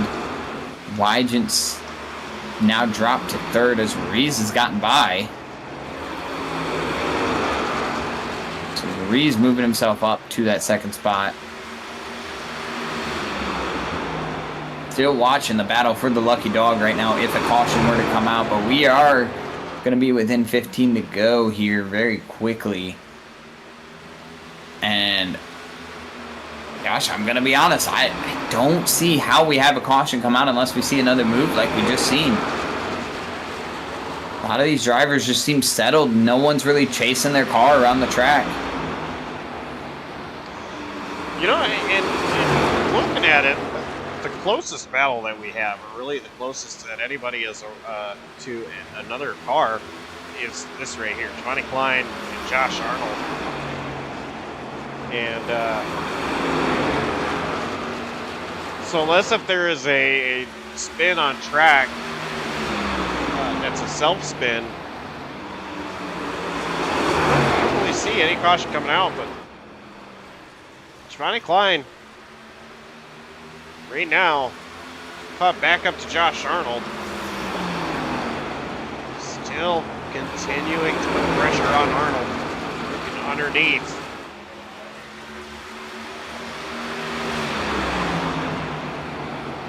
Jose Ruiz has caught these guys.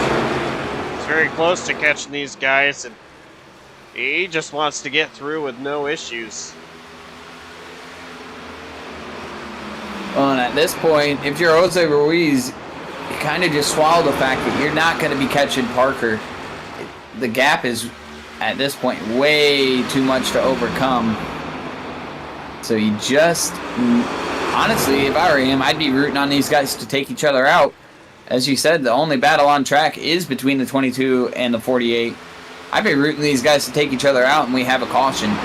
So he could come down, take a set of tires, and see if he could get by that 92. He's looking to the inside of Giovanni Klein. And now all his momentum's going to stall because he's having to battle with these lap cars. Race leader Jonathan Parker just took 10 laps to go. Jose Ruiz trying hard. Giovanni Klein tucked back in the line.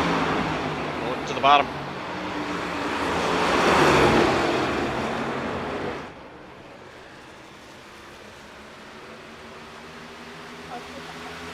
Ruiz again going to look to the inside. It's like he does clear Giovanni Klein temporarily, but Giovanni going to roll to the outside. Yet again, just another example of lap cars holding up somebody who's on the lead lap. And now that gap is 8 seconds. So if it wasn't insurmountable before, it's definitely not going to get any better here as the 23 continues to sit behind these cars.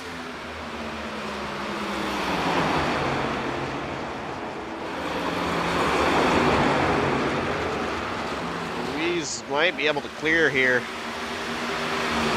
He is. Still running the high line. Driving it underneath Josh Arnold once again. And this isn't just a battle for the free pass either. This is a battle for the top 5. This is a battle for a top 5 here tonight between the 22 and the 48, which is just crazy to me that we've gone this many green flag laps to the point where Parker has lapped up to the top 5.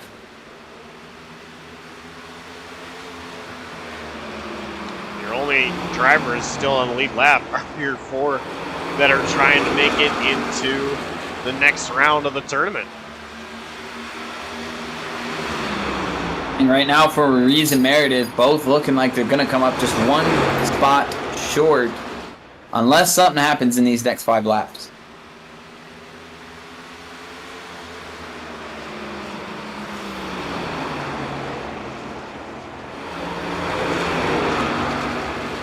But for Jonathan Parker, what else can you say about this season? He's had the fake fight finish on the car all season. We've watched him dominate races. Yet again, another dominant performance here tonight.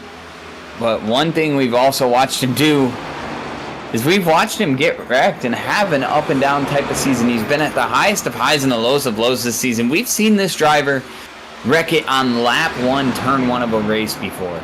So it's not been an easy season for Jonathan Parker, but in just 3 laps, he's going to be able to punch his ticket to battle for yet another championship here on JCTV. Incredible. Jonathan Parker. He's Comes across the line this time. It'll be 2 laps to go.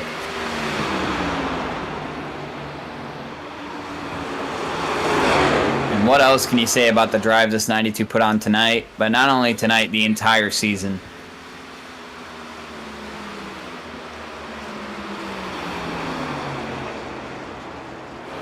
Out of 3 and 4 this time for Parker. We are going to get the white flag. 1 more lap to go here from Iowa. And for Jose Ruiz, that is it for his season. There is nothing more he could do to catch this 92. He put up a heck of a fight going from 10th to 2nd. But tonight, it's going to be about the 92 and the 00 as they both are going to punch their ticket to the championship race next week at Las Vegas. Jonathan Parker gets the win here at Iowa. back this battle for 5th. Giovanni Klein has gotten ahead of Josh Arnold. Klein take 5th. Pacey Wygen finishes in 3rd. Jose Ruiz taken 2nd. Zachary Meredith taking 4th. Jose Ruiz, give it a congratulatory bump to Jonathan Parker. And it is settled. We called it earlier. We mentioned how these two drivers, Jonathan Parker and Pacey Wygen, were the two that pretty much were the two to beat. Early on, looked like those two were going to be the two that were battling at Las Vegas for the championship as the season has progressed. But, you know, I once again just want to give a huge shout out to Jose Ruiz and Zachary Meredith. Getting into the position, finishing 2nd and 4th respectively. Those drivers put up a fight and proved why they were in the position that they were in.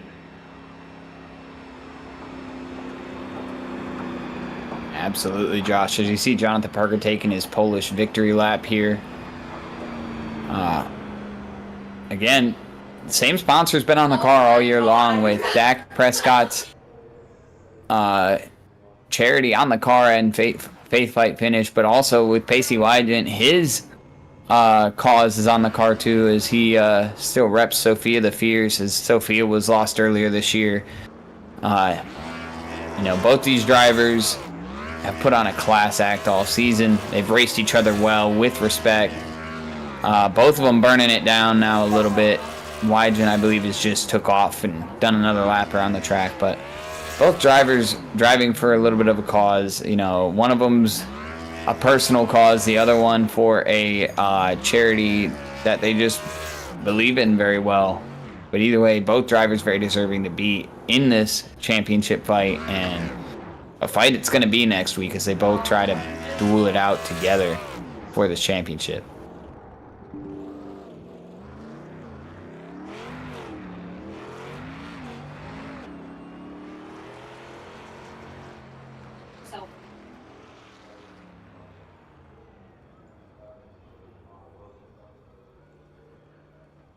Well, I'd say let's go ahead and bring in our race winner, but he's not here yet.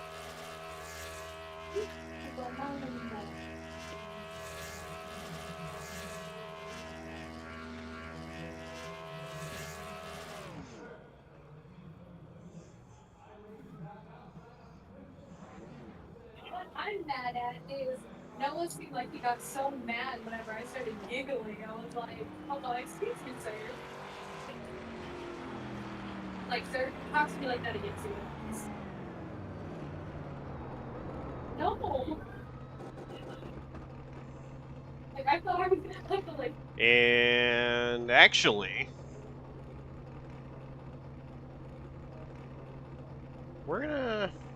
we'll talk to Parker first. Jonathan Parker, your race winner.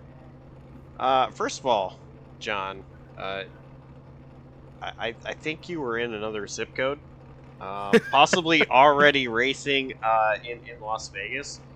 But yeah, no, I mean, what an incredible run. Just great job all night long. How was it out there?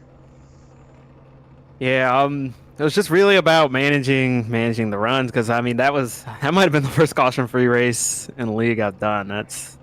Short track's pretty cool, especially after some shenanigans that happened last week. It's good to have just a caution-free race, pretty relaxed. But yeah, it was just about managing your tires like it always is, and the way with these older cars are, it's just you slide them once, it's kind of tough to get them back. And I did have a scare. One of those, it was like right before halfway, my throttle hung. Like it was just for a couple seconds, my throttle hung, and I was like, "Well, dang, I'm gonna go straight into the wall."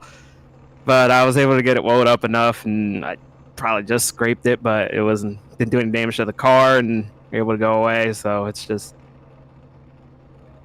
even when someone has a performance like that, it's never as easy as just go out there and, well, you're just on a Sunday drive, you're always working, you're always thinking. Like I was thinking, because I just want to give a shout to Jose first of all, because he had probably his best race of the season. Just so happened I had one of my best races of the season right there. So he has nothing to. She shouldn't be too upset with how he performed. Especially he didn't start too far up front. I think he gained 8 spots to second there, and he did a really good job. So I just managing that, knowing that he's really the only person I have to beat, and he just so happened to be in second for a lot of that race. So I just had to manage that, had to manage my tires, make sure I didn't burn them off, because I think what Pacey taught me there is because he kind of pushed a little too hard in that first run, and he lost a decent amount of ground in the back 9 of the run. So I was like, okay, that's a kind of warning shot. Don't push too hard at the beginning. So even when Jose tried to do kind of, I guess, an overcut pit later than me, just those could be pretty powerful on long runs and caution-free races. So I just had to manage my tires, and I did a pretty good job of it. So I was asking Jonathan Canfield earlier. We heard the NASCAR drivers talking about these past couple of weeks with them running 2 road courses with only 1 caution in both of them, that they were really worn out. This race, running 225 laps with no caution. I don't know how it is in your room, whether it gets hot, but are you worn out right now? How are you feeling overall after that race? Yeah, honestly, and I run my force feedback as high as it can go, so it is actually pretty rough. It's pretty hit or miss whether my room is hot or cold. Today it was pretty cold, so I was thank God, because I would have been sweating, but I didn't sweat at all there because it was pretty cold. But yeah, it's pretty, even in sim, it gets pretty worn out, especially if you got like a load cell pedal where you gotta put a decent amount of force to get it to stop the way you want it to, and especially at a short track. And it was definitely like that. It was definitely tough, and I don't really have the most comfortable chair. That's my fault because I'm just too lazy to go out and buy one. I have one of those foldable chairs that you would get like from Walmart, and my butt hurts really, really bad right now. But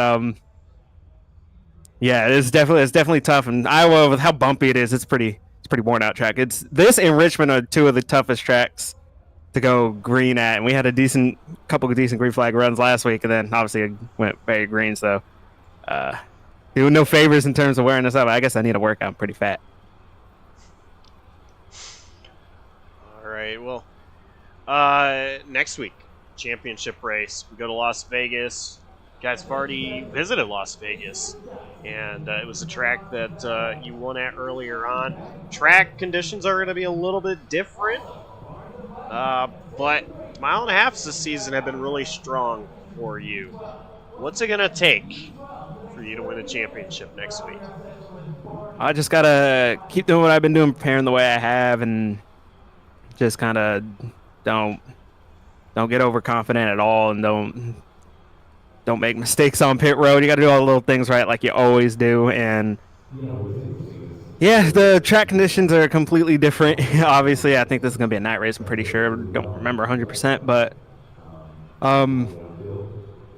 yeah, it's just I was looking forward to Richmond and Iowa because I thought those were the tracks in the chase or the playoffs that I could really kind of control my own destiny a little bit with the older style, more horsepower, low downforce. But with 550, it's kind of a coin flip the way it goes. But you know, I always complain about the 550 and the low horsepower cars, but I do all right in them. But just kind of have to channel that and prepare the way I know I can. And Pacey's a tough guy. He's one of the best guys I've raced against, and yeah, he's just. I know he's gonna swing for the fences the way he has the whole season. All right. Well, one last question: who gets it done behind the 92 machine? I'd like to thank Cameron Caldwell for making this scheme, and Fight Finish for being the foundation for being on the car. They've been here the whole season, and just feels good to have them and represent a pretty good charity. So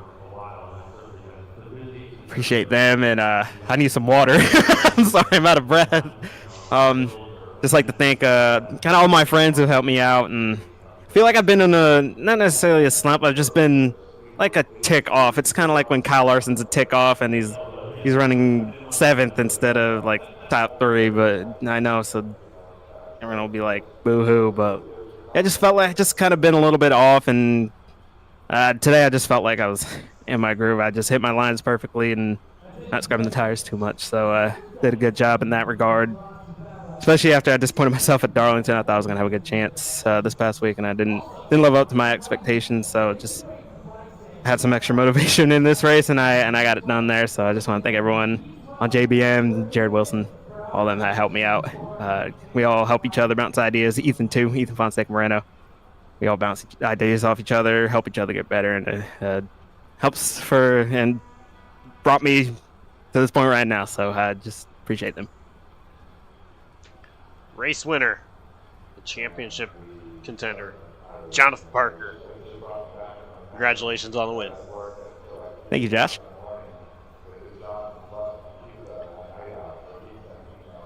And we go to the other Jonathan Canfield, who you have. So normally we only interview the race winner here in the Di9 Designs NAOR series. But we've been told we can interview one more. So Canfield, go ahead, bring on in our third place finisher and our other championship contender, Pacey Wygen. All right, we've got caught up with our other championship driver here, Pacey Wygen. You bring it home third here tonight. You really finished just one spot ahead of your competitor here tonight in Zachary Meredith. It wasn't always easy. There was a point in time there where you were kind of stuck in some lap traffic, and he actually was just ahead of you. You were just trying to get by him. What did tonight mean to be able to punch your ticket to that championship race next week? It means everything. That's what I've been racing for all season, just to get here to fight for a championship. Tonight definitely was a grueling race, going green all the way. It was a bit different because I wasn't necessarily racing for a win. I realized about the halfway point that I probably should realistically just be looking at, my competitor there is Zach. So I took myself from racing for the win to racing just one person because I couldn't let what happened after the first pit stop happen again tonight. And you had a very moving cause on the side of your car all season. I assume it'll still be on the car next week. You've talked to us both on air and off air about Sophia the Fierce. What does it mean having that on the side of the car after the tragic news you got early on in the season, and being able to put that car on track for a championship next week? It means a lot. Sophia was way too young to go. Like she was outgoing, and hopefully she can sit on the champions car next week. But it's gonna be a tough one. Hey, you finish it up here tonight, P3, but it certainly does not define your season. We go to Vegas next week, where you have raced already this season, and you and Jonathan Parker have shown to be strong in this car on mile and a halves. Even with the low horsepower package, what is it going to take from you next week to get the job done against Jonathan Parker, as you two have been the best on the mile and a half this season? I don't know. Vegas is typically one of my worst mile and a half tracks, and looking at stats from the season, it definitely shows. It was my worst finish all season long is at Vegas, so I'm definitely gonna have to put some practice in just to even have a shot to pull off a miracle against Parker next weekend. Oh, and last thing before we let you go, again, congrats on the P3 and congrats on making it to the championship. Who do you have to say thank you to? Who helps get you to where you're at right now throughout the whole season and the race tonight? Sophia the Fierce for sure. My fiance, you guys for broadcasting. Josh for putting all this on. My daughter. And just all the people that support me.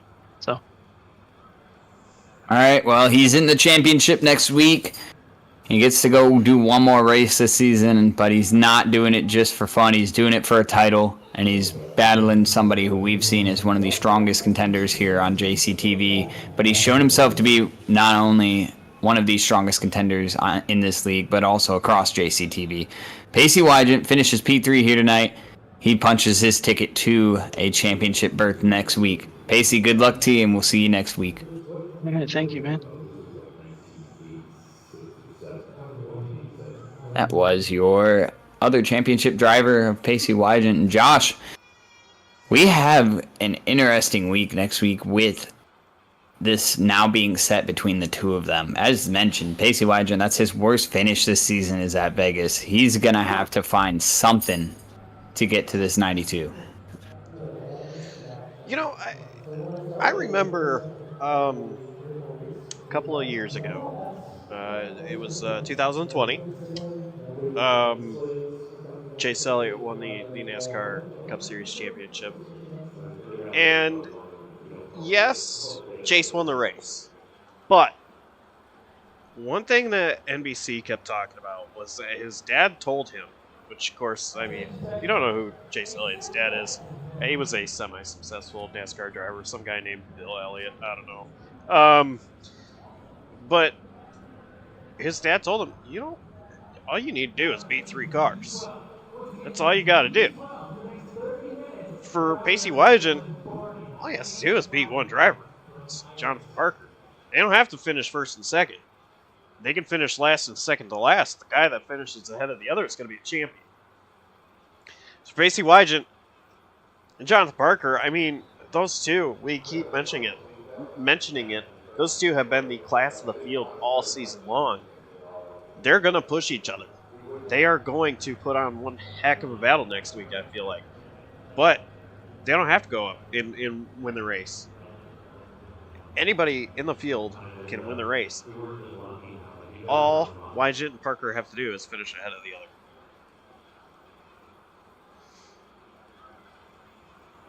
Certainly makes for one interesting show next week. We hope the driver count continues to keep coming out. Because, I mean, there is still best of the rest up for grabs here. You know, guys that are knocked out right now are still not out of a better finishing position as far as points go. So they could still finish somewhere better than where they're at right now in points. You know, guys like Josh Arnold who got knocked out. You know, Jose Ruiz who put on a heck of a fight tonight. He's still in there fighting for a spot in what's left of the point standings. You know, guys like him, guys like Zach Meredith, they're not out of it. I hope to see them all back next week, and I hope we see a great race next week, whether it's a caution-filled race or a green to checkered race like we had tonight. I hope we can put out the best product possible for this league, and that we end this league on a high note this season, going into next season.